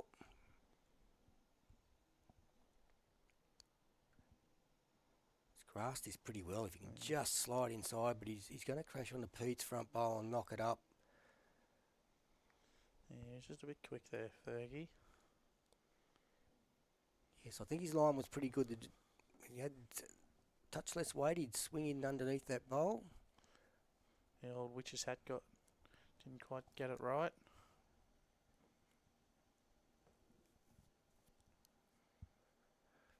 Having a bit of a look here to see what the position is. Looks like 3 to me. Could even be 4 actually. That back, looking live, the back reddish one I think beats Pete Harris. The last bowler just got knocked up. Yeah, I'd say so. Rowan's still asking for Matty to get past. We've got more speed on this one, but Franklin's swinging it in, but I think his weight's going to be satisfactory. yeah, he's played it pretty well. He's 1.5 foot shy of the ditch. And I won't swing the camera just yet. We'll just sort of see what we're thinking of what Fergo's doing here. Looks like a swing or... Yeah, Jack asking him to swing, but I think Fergie really should just be trying to draw a shot. He's a touch quick. He gets onto Uncle's and turns Uncle in, or works off Uncle back towards into the head kind of thing. If he dies just under, he can draw the shot. Yeah, I think there's too many gaps to swing. Fergo's been playing some great draw shots. He's definitely up. He's not going to get back enough, or too heavy again probably, if he was on the draw. There's a big end here for the Wenty boys. Yes, I reckon it's 4. They've kicked out 3. That blue one he kicked was actually Jack's bowl, so I think they've kicked the 3 out. And they're measuring between the 2 orange bowls.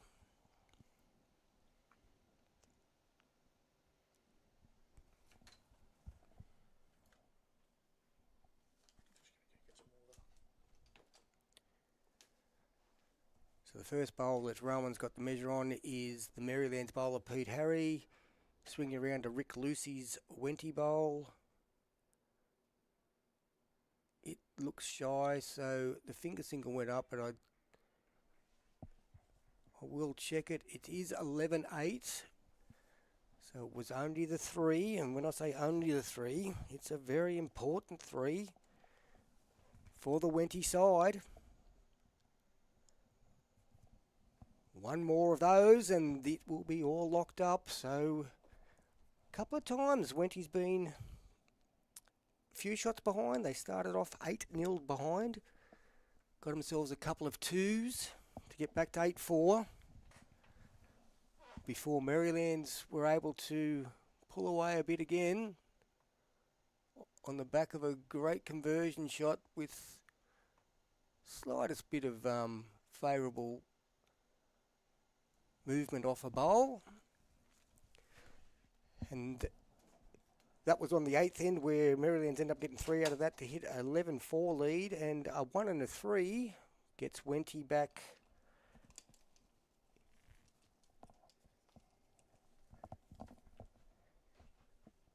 to within 3 shots. Ready to go out and get a drink, and I got Rick's mum into me saying, how am I allowed to have a break? I told her that you like to talk, Gav. It's not my favourite thing to do. Franklin on the mat again now. He's put the mat right back on the tee, like right on the tee, and the jack's right on the tee, and he's thrown his first one in the ditch. So he's got to take a couple of metres off. Needs to hang on here. I think his weight's good though.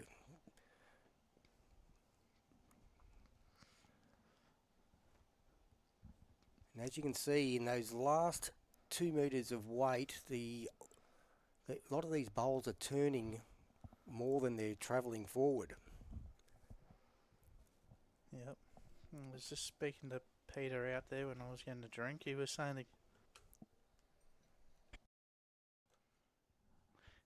that he reckons the green's probably 2 seconds quicker than this morning. Yeah, so probably 17.5 sort of thing is what you're thinking. Yeah, well, that's what he's... Well, it looks like it. You just look at the swing on these bowls, especially on the left-hand side of the screen here. That's slightly wider hand. And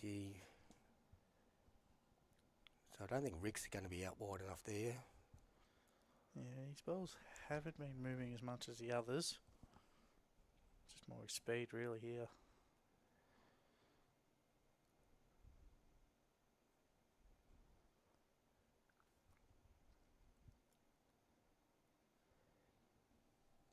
Yeah, it looked like the pace changed. Well, several times during that first game that you were out there, Tony, we're watching the women on the live stream here, and it just kept getting a little bit wider and quicker by the looks of it.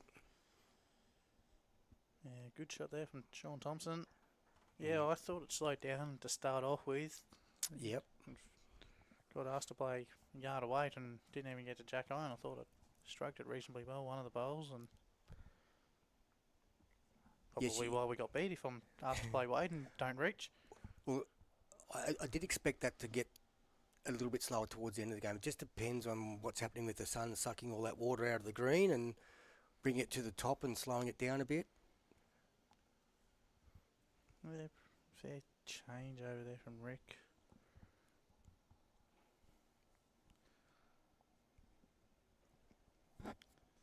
Bit surprised David asked Tomo to change. I thought he just asked him to play the same bowl.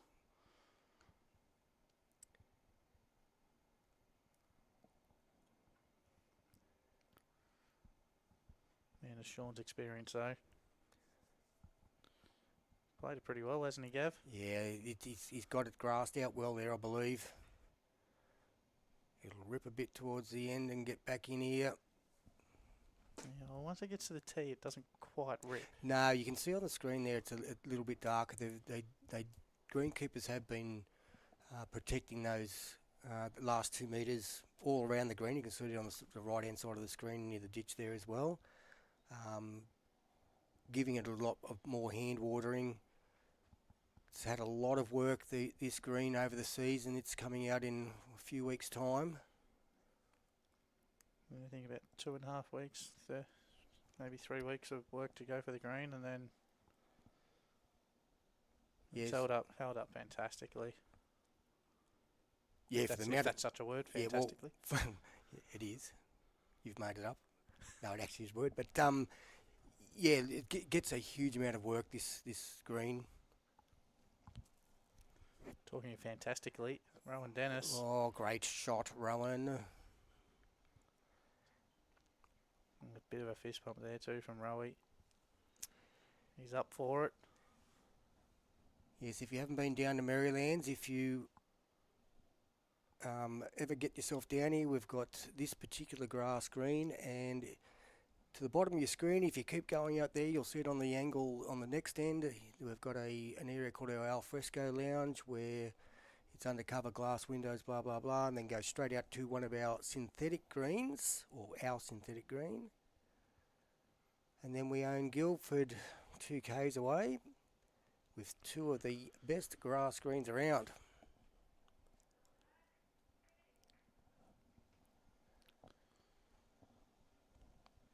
Reggie, he's interested here.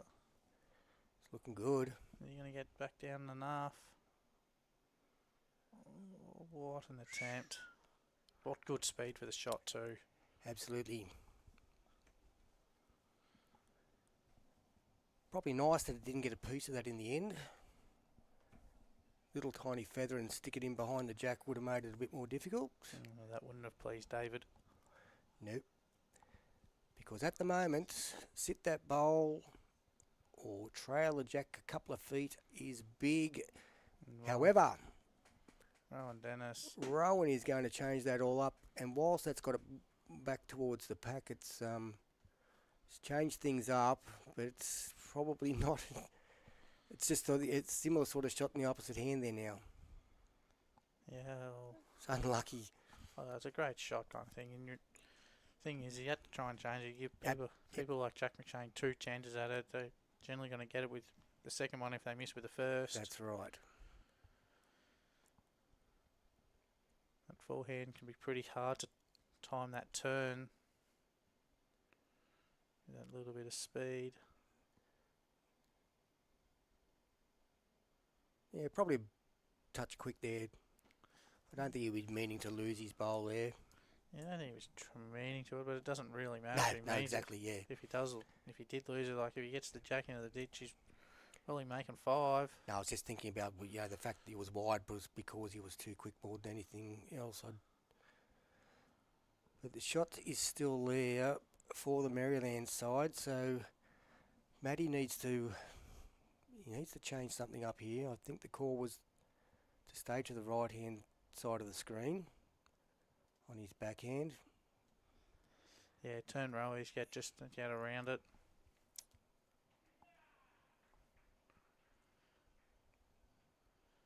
And the first finals finished, Gav. The quarterfinal of the singles, they've shaken hands. Reserve singles, I don't know who's won that match. No, it's Gabe Ingersoll from Dundas. Well, he's shaking hands with Adam Wallace over there, so it would be Gabe Ingersoll. That will take him into... Oh, geez, that was a good effort from Matty Swan. Well, probably, even though he's given the shot away, he's probably made the head a lot better. It's now hard for the Maryland side to make a score, and a lot of danger to give the shot away.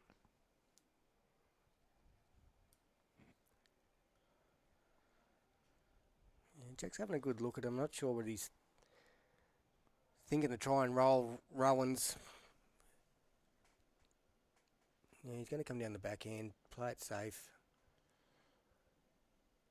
Because I don't know what much more Matty Swan can do. There's a nice little funnel here to try and draw another counter.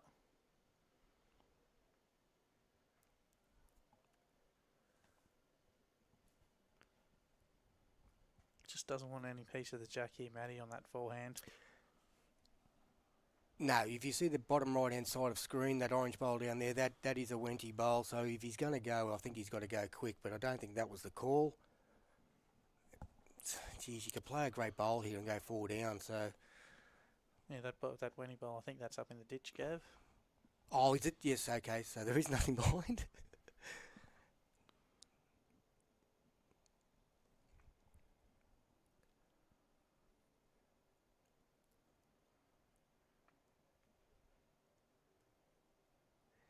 So looking to get around, sit the shot bowl with a foot of weight. Gonna have a perfect way to get back from there. Trying hard. Oh, that was a cracking effort. That weight was absolutely superb for the shot. Terrific attempt. Don't think you'll see David try too hard with this one. Yeah, I think with his weight control, there's not much danger there with the Wenty bowl lying down. You'd have to have a good couple of feet on it to roll it up and over, I think. No, he's going to take it. At 11-8, taking it to 12-8. I don't blame him for that. It's been a close game. Every shot will feel like a big bonus at the moment. Just past the halfway mark. Yeah, I think control of the match the key to this game. Maryland team going short, the Wenty side going long.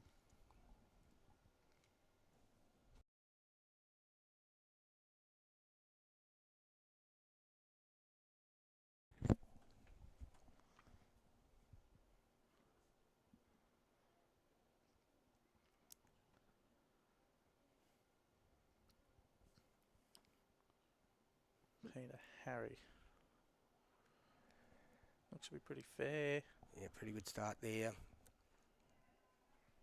Still runs away a fair bit, but pretty good opener.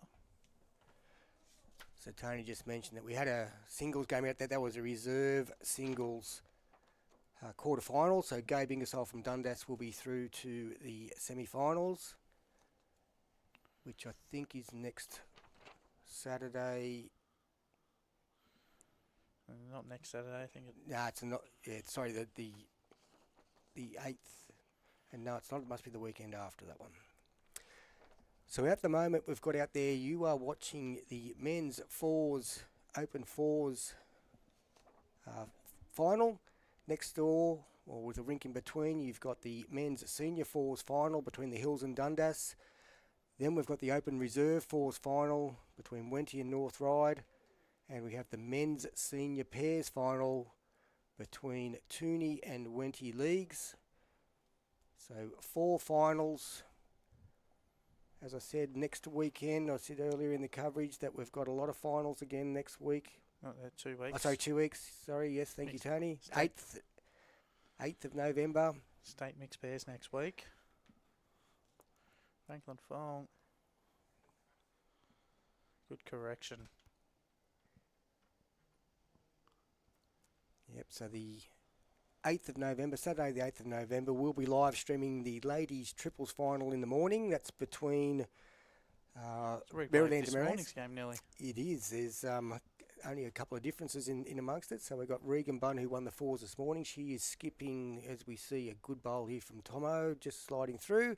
Yeah, Regan Bunn, who won the fours this morning against Samantha Nerona and Natalie Lewis. They'll be playing against each other.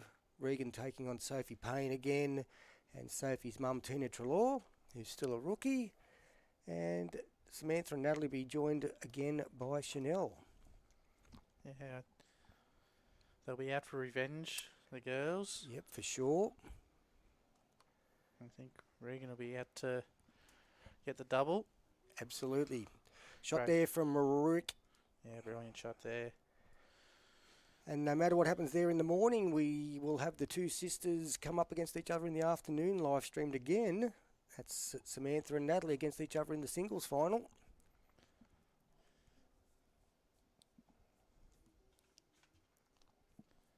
So what's that, 3 out of the 4 ladies games we've got scheduled? Yep. Several other finals that day. We've got the ladies senior pairs.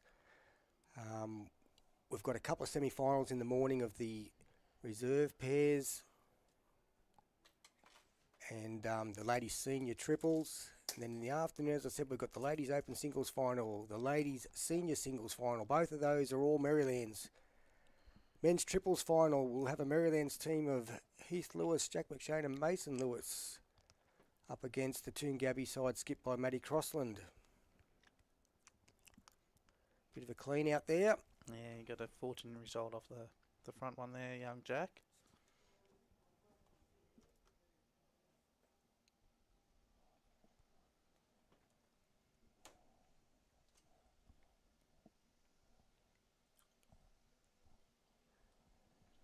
So a lot of bowls around. As Tony mentioned, state mixed pairs are on next weekend. We've got Marylands. We've got 14 teams plus 2 others in composite side. So a lot of Marylands players as we see Rohan play another nice bowl down here. Just through. Don't want to correct you, Gav, but it's 16 Marylands pairs. With 2 other composites. Yeah, there you go. 34 members. Yes, so we'll be having a busy weekend. We're also hosting a couple of sections at Guildford. Yep. Jack here. Can he get all the way back? Yeah, it's a very good bowl. What a shot. Coming back after a drive.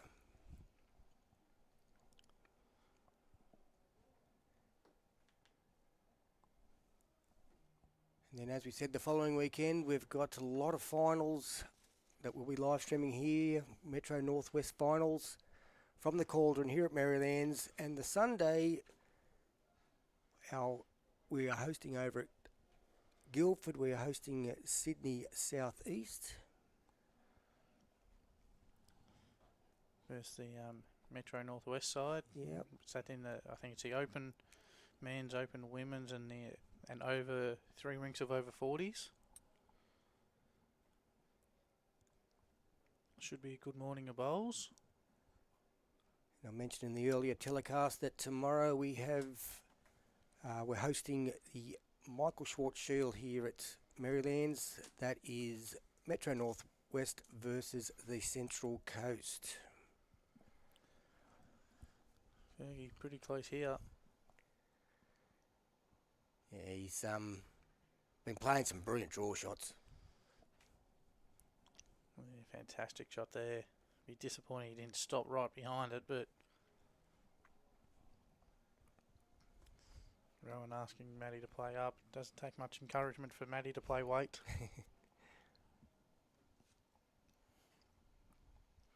Got good position if he just plays that a good yard, maybe 5 feet kind of thing.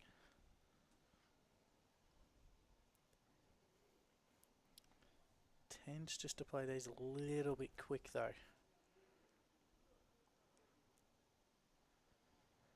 Well, he's in the area. Once it swings, it goes quick. He's got a piece of it.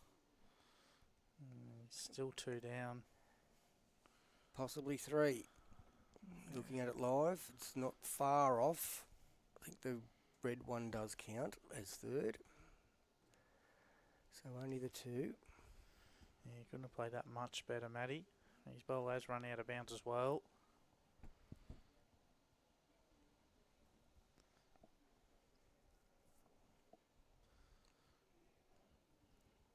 So now Jack's just asking to play that extra 4 feet kind of thing. Just try and split the 3 red balls behind, and if he does get the closest red ball there, he can make. If he stays, he kind of makes 4. Misses and he stops the trail, but I think he's played it pretty gently. Yeah.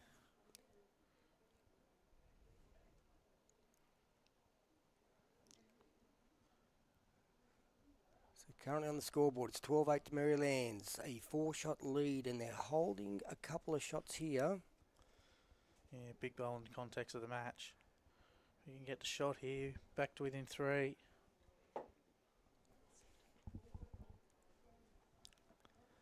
Misses and it's back out to 6 the difference, so... Yes, and whilst there's a lot of ends to go, it's been such a tight match that every little shot will feel like double. The Weenie boys here, all getting up and about. Don't know if he's quite sent it, No, Gav. he hasn't sent it either. So they've given the 2 shots to the Maryland side. 6-shot lead. 9 ends to go. It's just confirming the score in the reserve sings quarter final. Gabriel Ingersoll 25 defeated Remo Venerin from Greenleys Park 20. Gabe was 10-0 down. Wow, great comeback, Gabe. He was 17-10 down as well. And went from 10-17 to 23-17.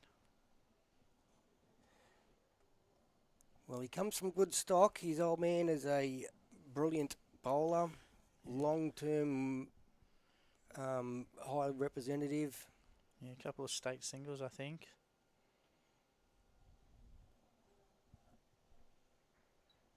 Only 19 years old, Gabe.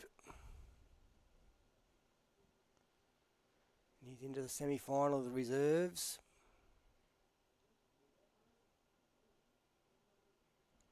Yeah, and humble young kid too, Gav. He's a very nice bloke.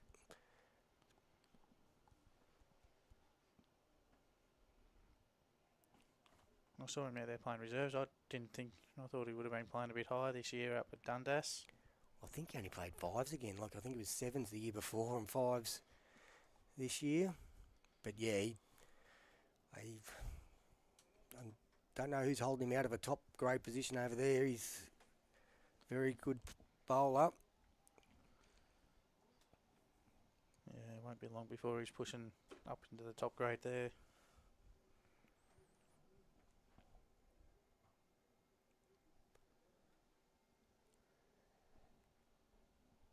Team of Dundas, his teammates out there in the seniors final as well. Dundas got a fair few supporters out there, which is good to see. Yeah, I think nearly 3/4 of the club are out there, Gav. There's a fair few from Tooney as well.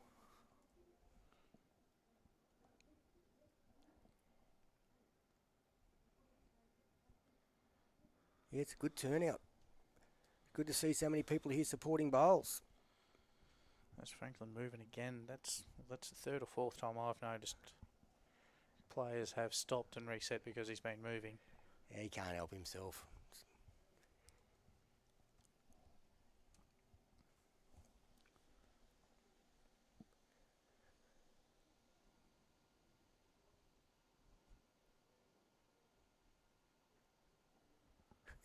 And the last 2 times you've said that, Tony, Tomo's pulled up a good 1.5 metres short.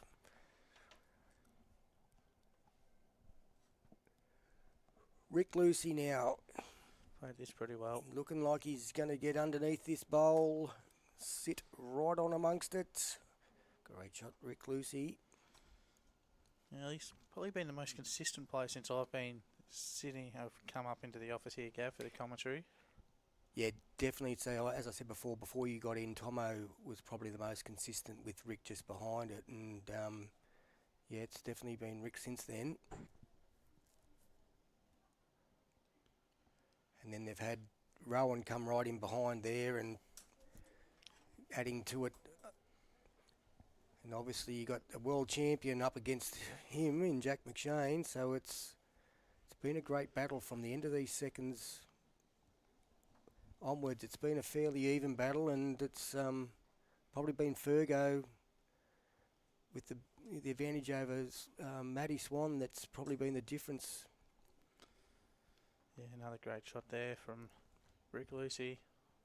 Jack giving him a little clap on the way past. Yeah, all these guys know each other very well.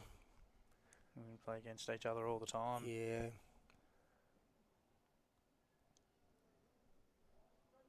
Well, for a couple of years, it's only been those two clubs in the men's ones out this way. Or, sorry, not last season, but seasons before that. So there was a lot of games between these players.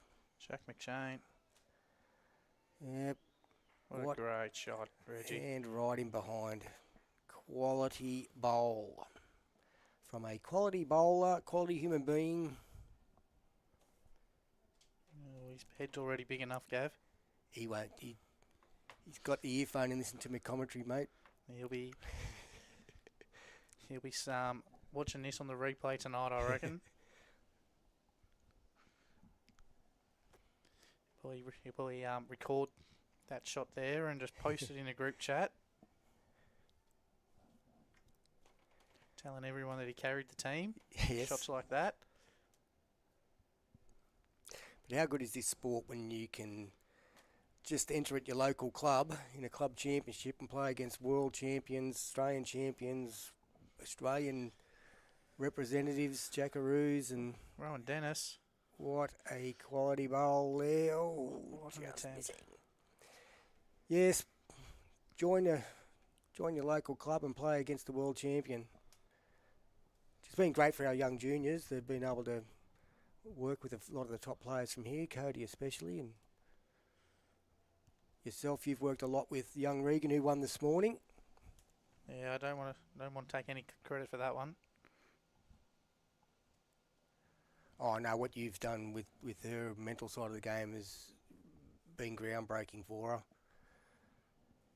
Go back a few months and under pressure when she gave shot away or something, that'd be the end of her, but she hung tough out there today, and it's been through a lot of work. Yeah, no, she's got plenty of talent, young Regan. Just if she can get that mindset right, she'll be good. Rowan pretty close again He here. locked this out of the hand and just shy of getting down to it. He's played. He's just missed under, just missed around kind of thing. 3 feet extra and needed somewhere in between that. Yep.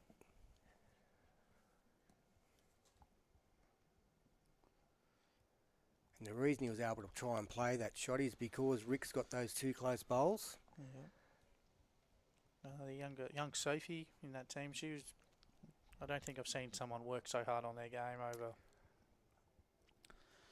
especially these last 12 months kind of thing. Yeah, I don't know apart from a couple of the staff members who can get out there a few times a week, Sophie's down here at least 3 times a week. Yeah, catching train, Yeah, buses. over an hour and a half public transport each way, and been working very, very hard, and she's reaping the reward. She's in 2 finals and just got overrun in the semi-final of the pairs. Got beaten 25-24 in the club singles against Samantha Narona. Just had a bit of meltdown that one. Yep. But yeah, no, she's going brilliant. Young Peyton over the last 12 months has improved out of sight. Yeah, you have a look at her lead bowls this morning. I'm not sure how much you saw, but Peyton was always going to be key to that rink, and she got good close bowls on most occasions and allowed a little bit more freedom from the rest of the side. So Matty Swan will just be looking to try and draw a little toucher there. Similar to what Rowan was trying to play. All on his speed here. Don't think he's quite got enough. No. He's just left a lot of these bowls just that little bit short, Matty.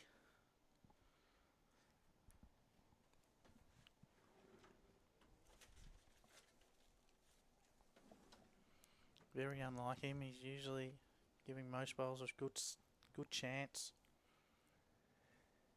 Yeah, you're right. There's been a couple of heads where, maybe one down, but he's had a few seconds around and...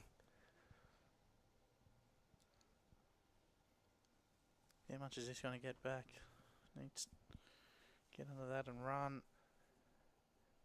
Oh, that's a very good effort.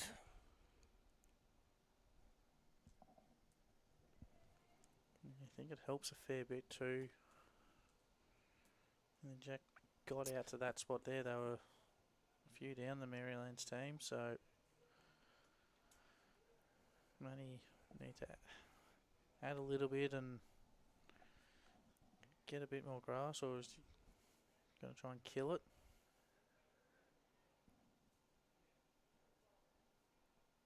Well, I'm not surprised that he's going to be up amongst this, trying to get that jack. I think his line's good here. They're interested here. He'll turn back. It's just if he's going to turn What too an effort much. this is. Matt Swan. What a shot. Oh, gee.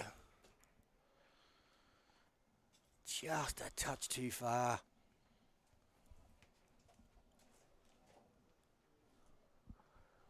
Woo. What a bowl for one down. If he that jack doesn't swing right out there, he probably had close to 4 seconds then after doing that. But you don't count seconds. You do if you're running.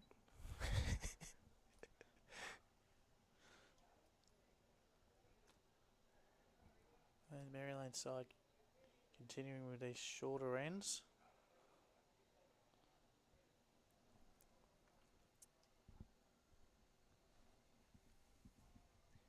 Well, that margin's crept out to 7 again now.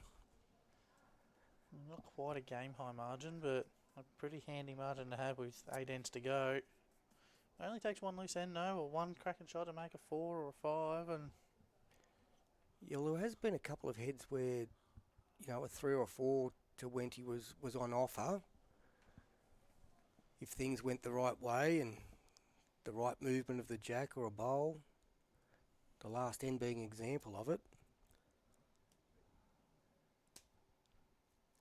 So if they make 1 or 2 of those opportunities, it's game on. yeah, no, still a long way to go though. The winning side to just be looking to try and win this end, get the mat back, win a couple. They can win, say, 3 in a row, and all of a sudden it's back down to 3 or 4 shots, maybe less. Yeah, but only thinking about winning the end, you don't have to make the multiples. 1 and end from here wins the match, but you don't want to give Dave Ferguson last bowl too often and expect to win the end. Yeah. No, I don't know, he's close to the best skip in the country at the moment, in my opinion. Yeah, it's a big call, but I couldn't disagree with it. Lots of quality players up there, but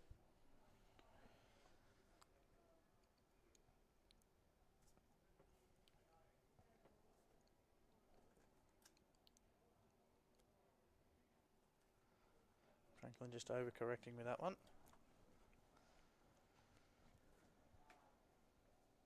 Shawn Thompson here. This is looking pretty good too. Yeah, great shot there.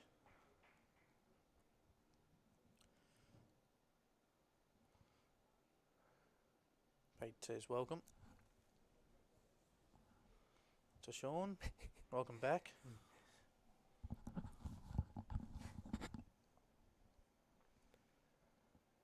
Well, Matty's urging Rick to be up here, and he's not far off it. Mighty effort that one. I'll get Tomo to change hands. Oh no, ask him to get down past. Yeah, so Fergo already thinking ahead. I'm going to say now, if Tomo was skipping and asked him to play one here, he'd probably draw another shot. Yeah. But I think he's learned how to play the back bowl these days. I think Omar called him much like this during the pennant season. If Tomo drew one with his first, he asked for him to cover the pack with the next one. Well, when you've got a 7-shot lead, 8 ends to go, you don't have to start packing them all in there. Just get a couple in there like they have and cover any danger. Rick's only got to run into his own bowl or sneak around. He's just through. It's actually great weight if he'd run into his own fat. Yeah, two good efforts there from Rick. Jack won't really want to touch Uncle's bowl at the front of that Peter Harry's bowl. Shout out to Mick Harry if he's watching. Missed you this morning. Yeah, what's he done? A calf muscle. I don't know. That's what he says. A big marshmallow. Need to put him in a Michelin suit.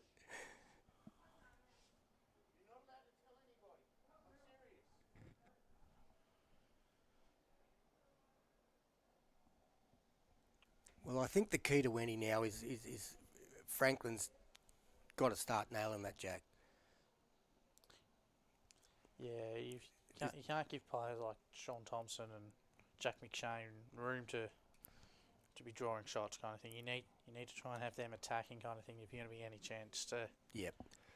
I think at the moment there's just too much pressure on Rick. As good as the bowls he's playing, I think like his last bowl, for example, I think he was definitely trying to play that weight and run into his own bowl because he didn't have any other bowls in the head. He's just hoping to solidify it instead of probably just drawing and get another one in there. If Franklin can start nailing it, I think it's going to be possible for Wenty to get back into this game. And if he doesn't, I just don't know where they're going to keep getting enough shots to get back into it.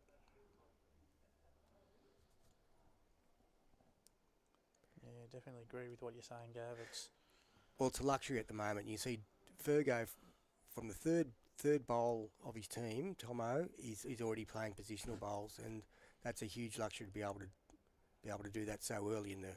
Well, and he had two in the head and Pete's bowl passed It was already looking good without having to put that positional bowl in. So. Been saying that they're a little bit vulnerable if the winning guys go quick and try and get both bowls, but saying that there's a lot of room there for Fergie to draw second wood if they did play that and got it. There's plenty of space out here if Rohan can sneak up onto that. It's made it a bit more difficult, I think, for Maddie too.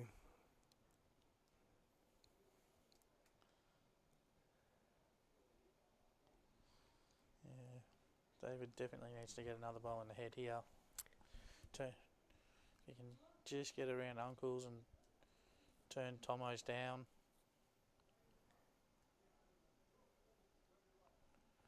Turn it one roll or even get just around that one and count just past. Yep.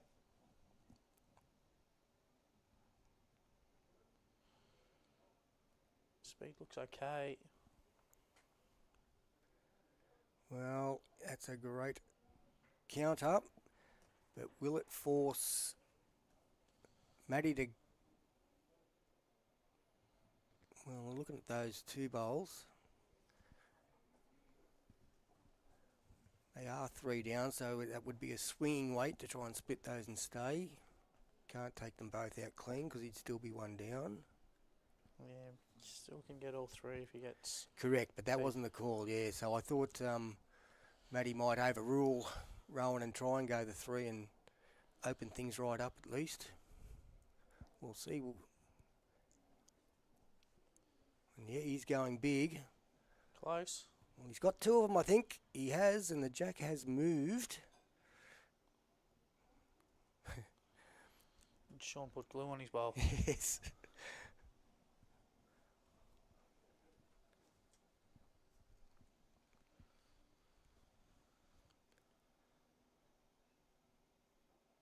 Yeah, look, it's a very good bowl there from Swanee, but it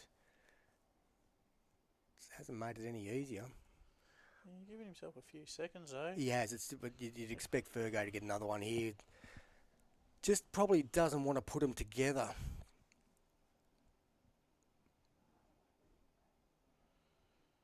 Yeah, he's played this pretty well. He might be a bit short, but it'll count. And very hard to take both out. Marylands do have the best back one, so it's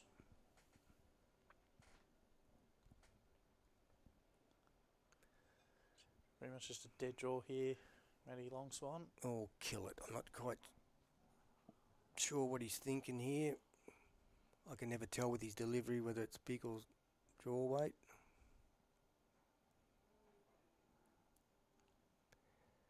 Well, he doesn't like it. He's turned his back, but he's just a bit quick. Yeah, well, it's not even. second. Yeah.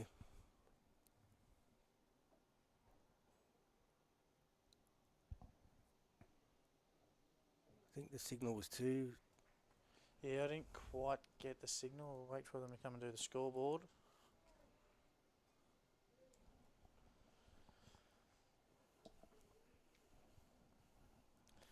Yeah, really had to get second at worst there, Matty. Yes, it was two. One end made a big difference. We're talking about just needing a single every end and you win the match, and drop a 2 and it's only a 2. But now it's very daunting at 9. 9 shots behind with 7 to play. And Uncle's looking like he's going to play his best bowl of the match. Yeah, good opening bowl there.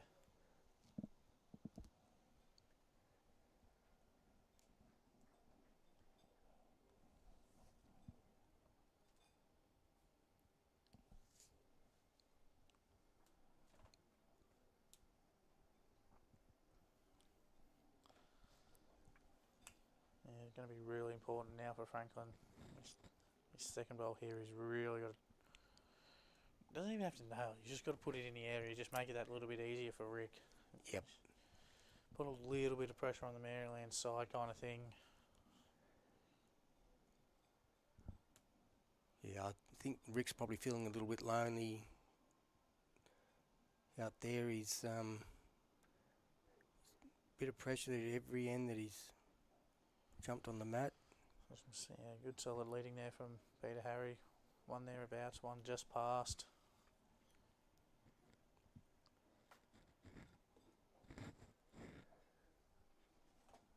Well, Franklin's, I think he's won a couple of major singles, hasn't he, over at Wenty? I know he's a very good player, yeah. Franklin. Yeah, here we go.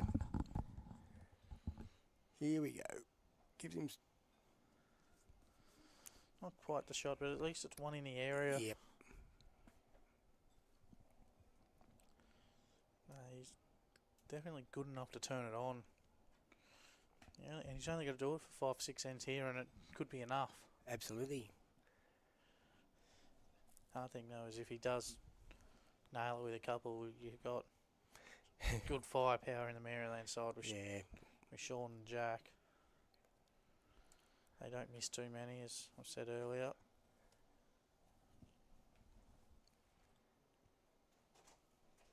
No, when you got the firepower from the front onwards, it's sometimes best not to be right on it.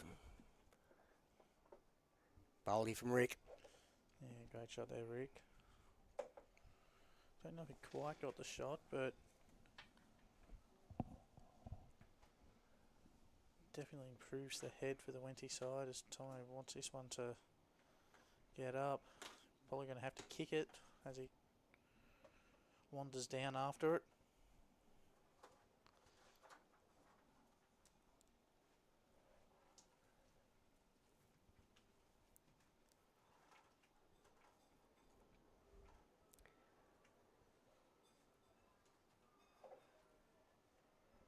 Well, Rick's looking all right again, but he's going to pull a little bit short. Actually, it's shorter than I thought, and get the thirds to go up the other end.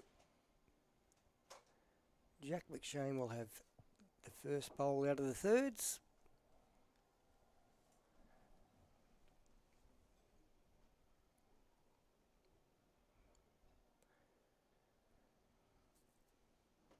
Fair bit of room. Sit on these jack high bowls on the back end. Just beat them, I mean, is the aim. Sit on them is plan B. Yeah, just draw the shot really here. Yep. As close as you can. Yeah, those are jack high, so beat them and you're in amongst it. It's looking pretty good to turn in here. Franklin's already clapping it. I think he's close enough. And then the old turtle to fall back.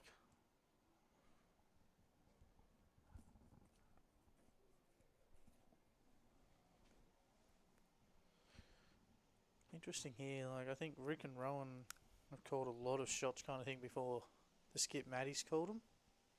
Yes.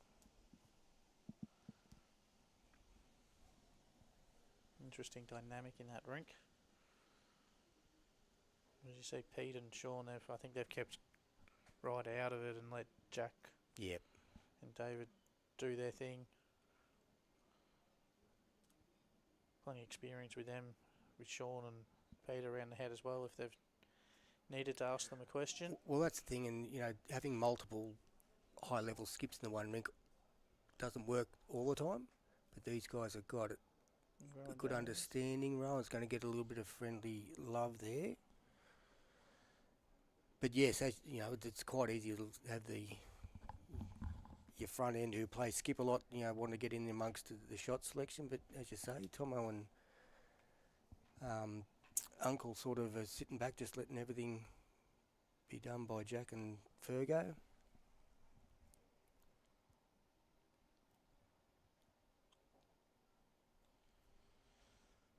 Similar bowl to his first required here from Jack. Here it comes now. Yeah, looking pretty Here good. It comes. What an attempt. Oh. That might make Fergie's mind up kind of thing now. He might go the bowl of Rowan's that's holding the shot.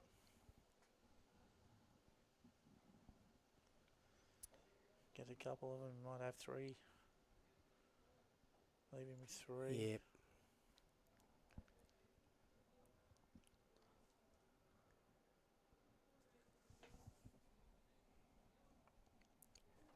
Well, Rohan just trying to navigate around Jack's bowl. Yeah, just didn't quite get it out far enough.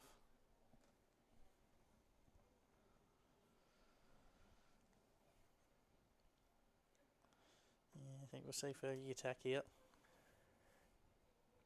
Yeah, by the way he's looking, I think that's the case.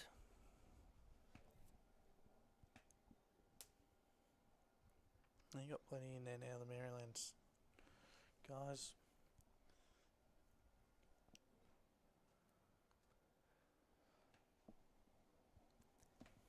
So on his backhand.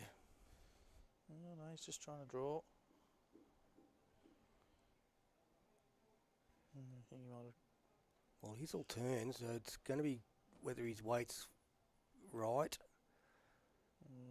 His weight's right if he gets that one.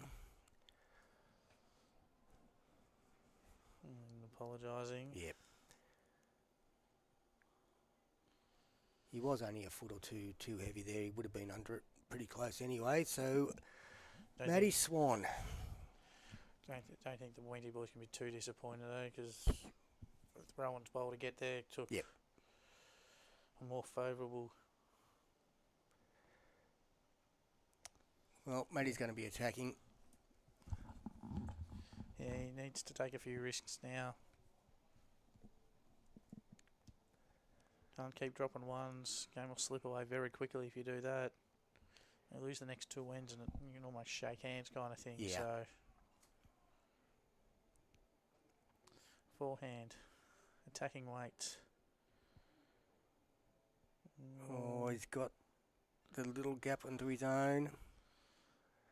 Does not help. Not the result he needed. Maryland's with at least 3. Yeah, only the 3, but I think you might see them try and just get back here. If they are 2 down, if he runs the jack into the ditch and goes with it.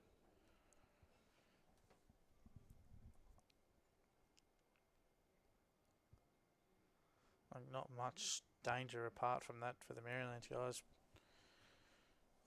Jack goes forward, they drop a 2, but you can turn the red ball a couple of times. He's 6, so He's gone for a bit of cover at the back.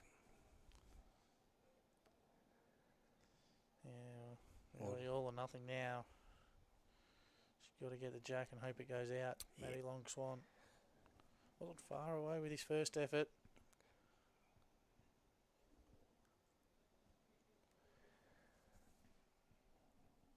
Needs to kill it. Looks high again. Will he get a result off the front ones? Doesn't. Yep. So another 3 to Maryland's. And it's looking like a long way back for this Wenty side. So we're talking about little pockets of the game, 5 ends pockets. Maryland's won the first one 8-0 when he hit back with 8-3 in the second lot of 5 ends. But the last 5 ends, it's been Maryland's 10-0. Yeah. The third quarter kind of thing. Premiership quarter in the A from AFL Yeah, days. yeah. It was only a couple of ends ago. We were saying it's 1 an end. They win it. They're now looking at 2 an end to tie. And they've finished in the men's senior pairs. I don't know who's got up in that game. And 2 and Cabby guys don't look like they're really celebrating, so it might have been the Wenty guys, but same kind of feeling with the Wenty players in the crowd and out there, so wait for the cards to come in. Yeah, we can't see the scoreboard from our angle. I might go get them, Gav, so Yep, I'll keep going on with this. So we've also got the men's senior 4s out there. That's a final.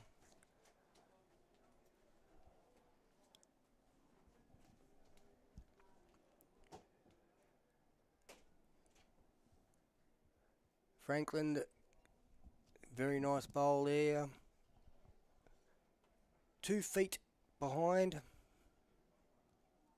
But is it too little too late?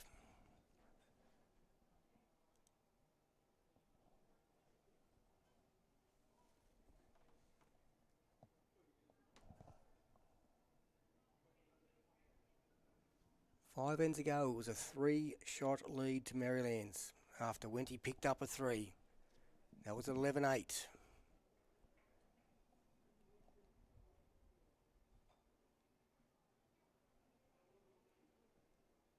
So Wenty needing an average of 2 an end to tie this game up, with it all to do. And Franklin has started off well,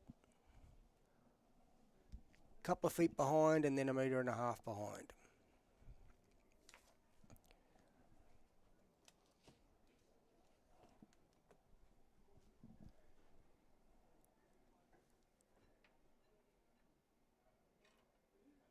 Shawn Thompson started off brilliantly.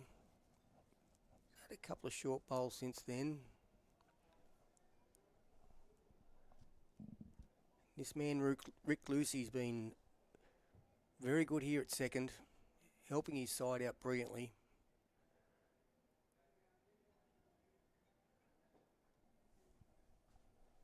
He's just over a yard short too, forcing Tomo over onto his forehand.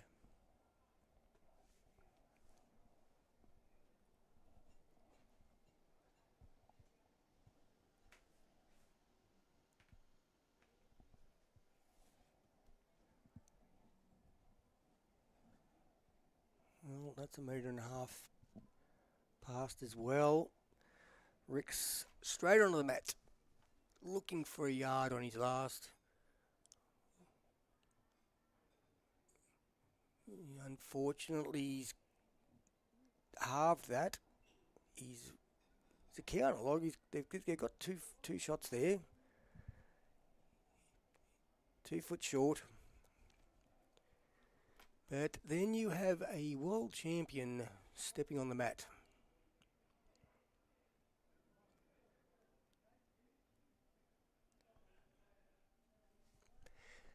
Jack McShane, couple down, plenty of room by his measure to be able to draw in here. He has got the hand out as if he's a bit quick. And he is.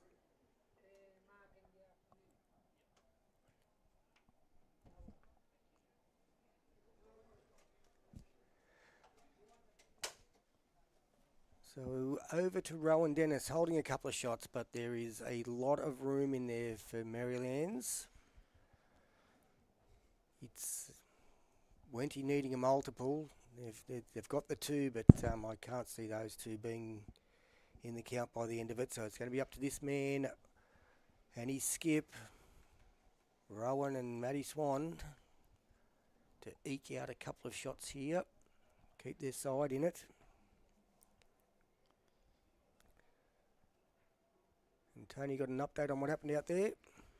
Yep, I did get the cards for the men's senior pairs final, so we just watched Rowan's bowl.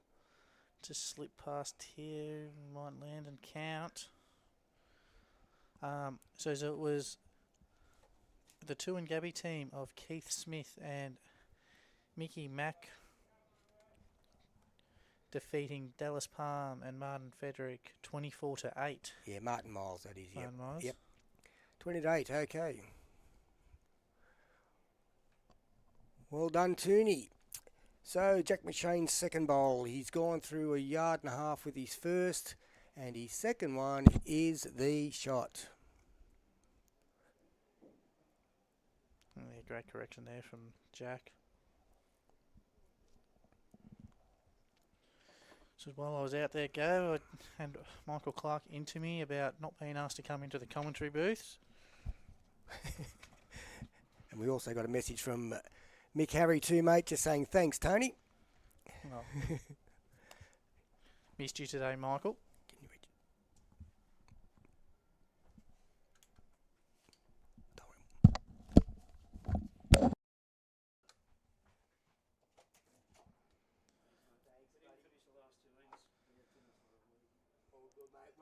Yeah, Michael Harry's meant to play with us today, but he's did his calf. Might have been a bit hard on him earlier. So yeah, I did tell Clarkey to come and join us, but he was upset that he wasn't offered to come in earlier, so a bit stubborn out there. Fergo down on the forehand.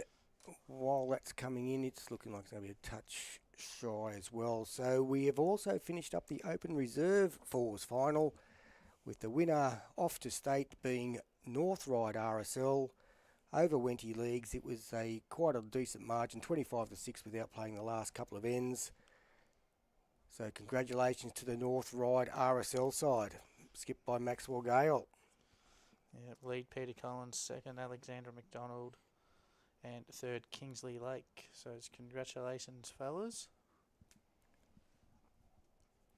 There's the Wenty side here just looking to see what they play.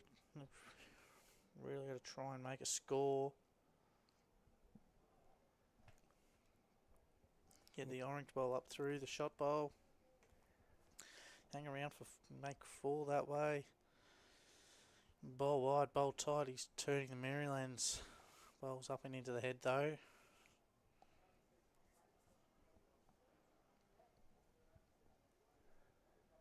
Only the 2 games left out there. The one we're on live stream and the senior men's fours. The other game out there. Matty attacking here. It's not far away. Is he going to hang on enough? Oh, he's got the wrong angle. but it has opened it up.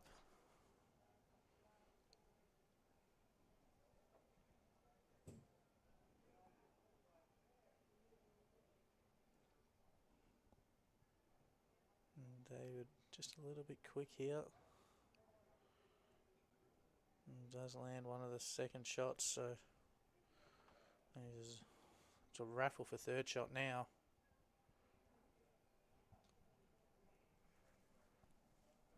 Shot bowl's probably a foot away, second shot just over a foot, and then the next bowl 5 feet.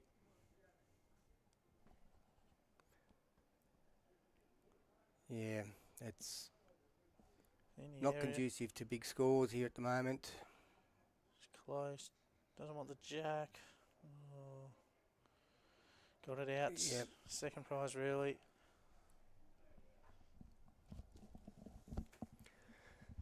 So, Matty Swan kills that end.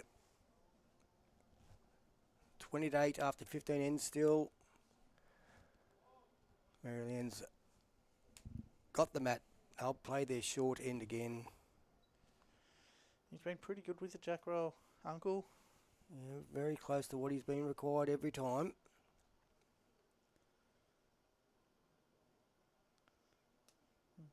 Important part of the game when you're playing with David, the jack roll. He's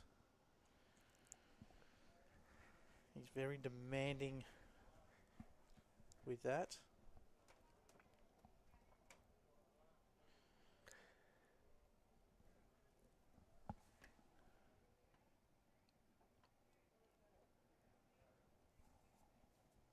Well, it's not a short end. It's probably a medium end. The mat is right back, and the jack's probably a good 7, 8 metres up from the tee.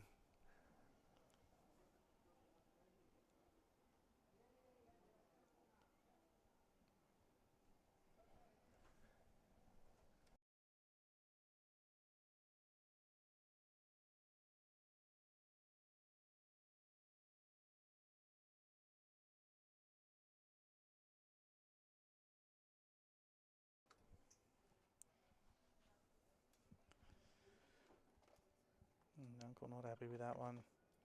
Good weight with his first one, but just dropping the weight with his second one.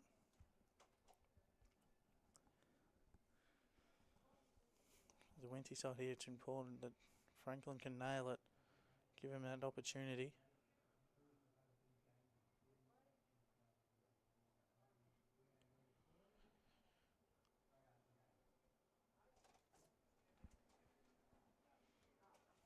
Pretty handy shot there from Franklin. Close to shot.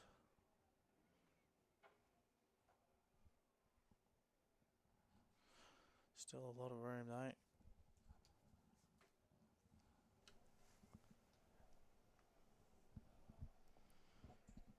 Tomo just needs this one to keep running all the way back.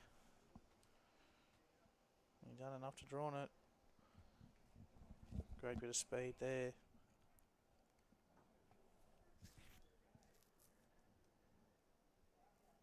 Sam Dukes is out there watching.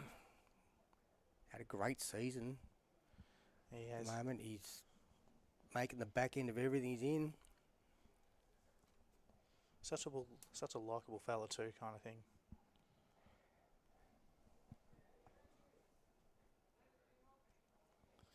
Is this one wide enough, Gav? Not going to go too far across. He might even get the jack with it. Yeah, a couple of well-weighted bowls there from Shawn Thompson.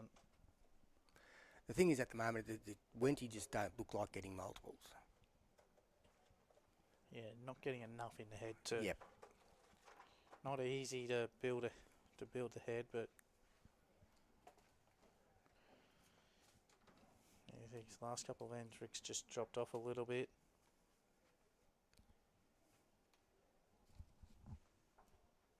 Yeah, well, it's tough to do it all game. He's been very solid for the Wenty side all the way through. Ben Harvey's just said g'day as well. He's our head greenkeeper. Yeah, he had to do it all on his own this morning. Gave Luke the day off.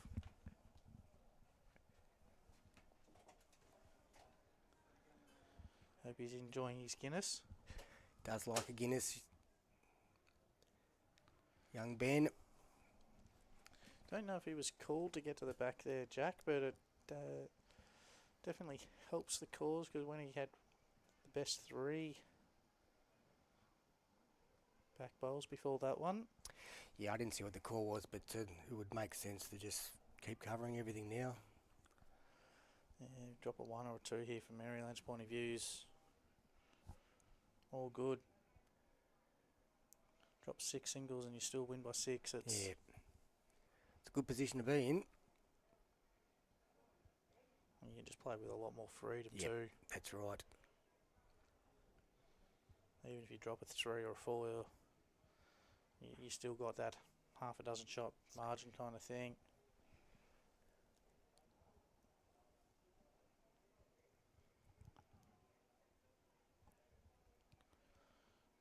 Yeah. Not asking him to get too close here.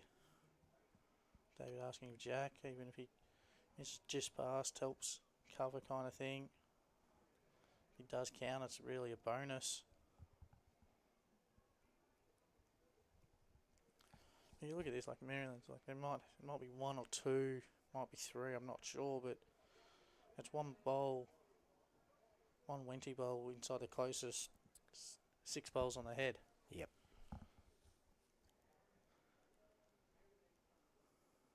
Well, I'm trying to give him a second one in the area.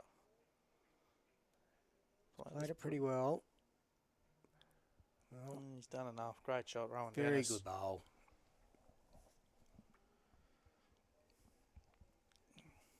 Don't know if we'll see Fergie just go the bowl, try and get them both, or whether he just try and draw it. Said 1 down's a good result.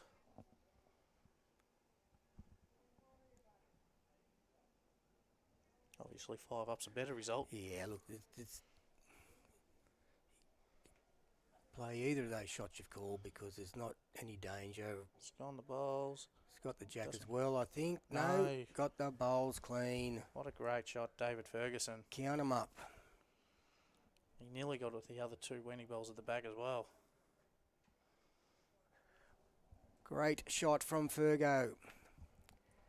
As I was just saying, there was never going to be any danger. There wasn't any good places where Wenty could pick up multiples. It's now, Matty Longswan just has to draw 2 and hope that Fergie misses with his last. yep.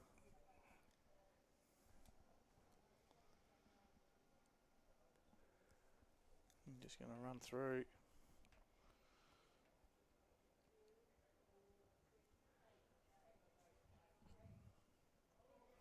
Well, still a fairly big count here.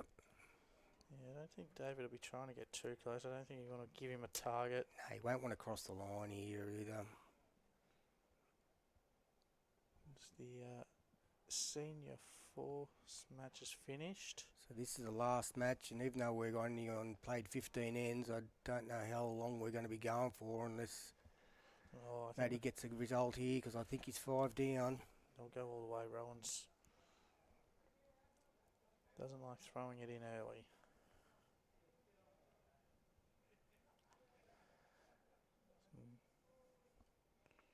Thought he might have tried to kill it here. Yeah.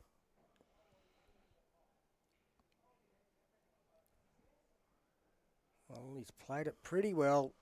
It's a good shot, this one, if he can hang He's around. just got to hang on. It's not going to do that. That'll be nearly all at road, I reckon. 2, 3.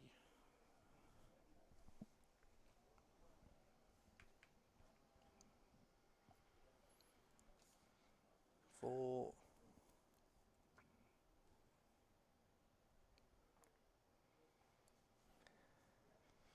Making him measure for the 5th one. Yeah, Rowan's passed the measure across.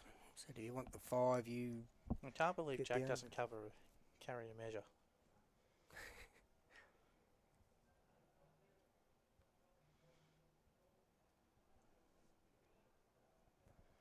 Well, didn't see what they signalled. Matty is doing the board. Was 5. 25 to 8.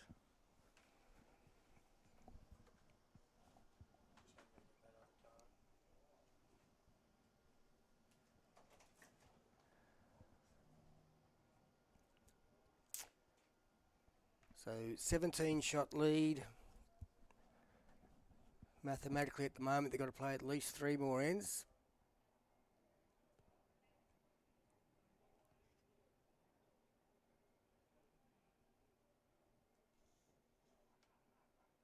That's a very good start from Peter Harry. They're almost on the victory lap at the moment. The Wendy boys are still out there fighting, but they do have that air about them that their shoulders are slightly slumped. They've given it all so far. Finished their semi-final very early with a huge win against the Northmead boys.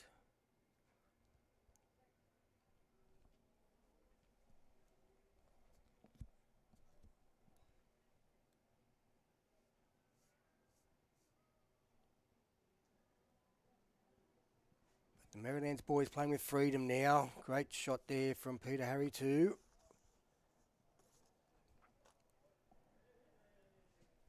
Got such a big lead, you've got that freedom now. Doesn't matter if you drop a couple, cover things.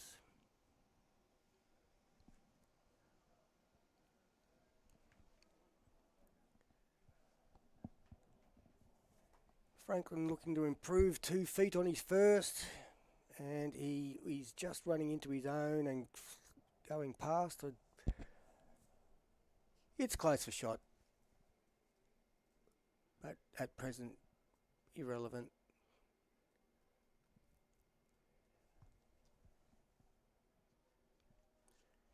Shawn Thompson on his forehand. He's going to come up a bit short as well.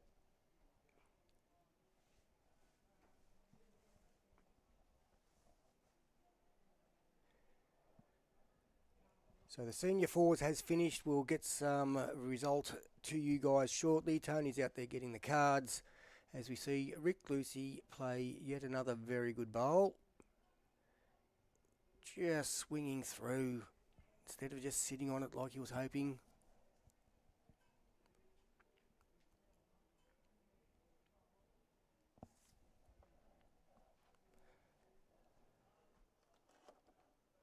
If you've just joined us, a reminder that in 2 weeks' time, the 8th of November, we'll be live streaming some big games as well as we see Tomo come in with a great little bowl, not quite touching. Yes, we'll be live streaming a couple of big finals again. You saw most of the combatants this morning in the women's game that was in the women's fours. They will be playing the women's triples and the women's singles on Saturday the 8th of November, which will be live streaming. It'll be similar sort of lineups to what you saw in the fours this morning.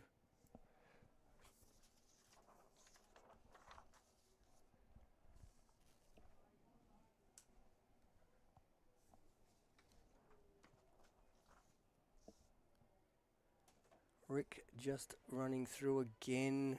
Not quite going to sit on it. Yeah, so 2 weeks' time, the women's triples, that's Regan Bunn, Sophie Payne and Tina Trelaw up against Natalie Lewis, Samantha Narono and Chanel Shakouche. That will be in the morning. Jack getting a foot shy there. And then in the afternoon, twins in the region women's singles finals. Samantha Narono up against Natalie Lewis. Will be live streaming that one as well. Plenty of other finals on that day too. If you're in the area, get down here and watch some great bowls. We'll have the ladies senior pairs final, which is an all Marylands final. We'll have a couple of semi-finals in the men's reserve pairs and the ladies senior triples. And in the afternoon, we'll have the men's triples final. Mason Lewis up against Toongabbie's Maddie Crossland. An all Marylands senior women's singles final. The Open Reserve Triples Final, the Open Reserve Pairs Final, and Men's Senior Triples and Ladies Senior Triples Finals. So finals galore, Marylands, November 8th. Great effort there from Rohan Dennis. quite getting the result he was hoping for.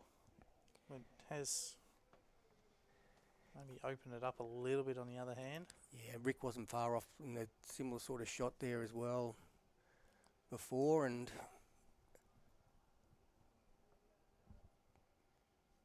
at least they got a few bowls in an area there which gives them a chance to move that jack for a multiple. If they can get it sideways, it'd definitely help.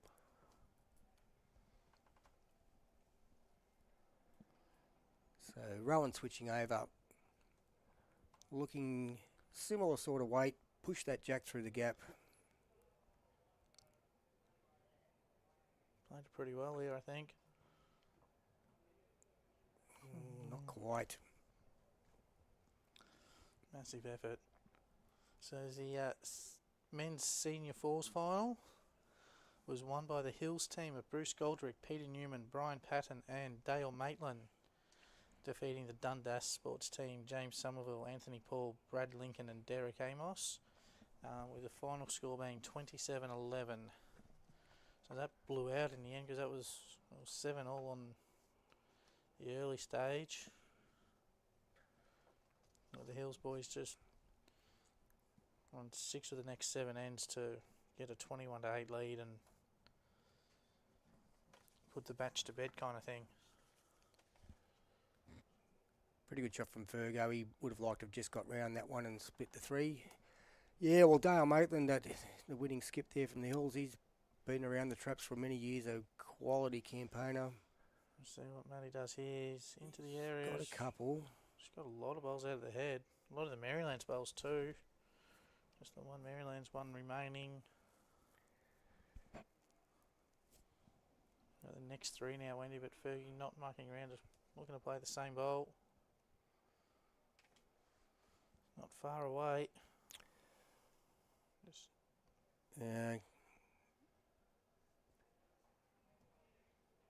very good. Don't think Matty's got any other option but to rip this. Well, he could trail the jack for 3 or 4. Yeah, I think from his end it doesn't look nice though. Well, he's close to getting the kill. No, he's just got his front one out. They're shaking hands. So congratulations to the Marylands team. Peter Harry, Shawn Thompson, Jack McShane and David Ferguson. They are your 2025-26 men's Open Fours Metro Northwest region winners, defeating Franklin Fong, Rick Lucey, Rowan Dennis and Matthew Longswan. So thanks everyone for watching this afternoon. Join us in 2 weeks' time, or get yourself down here, or follow a couple of live stream games then.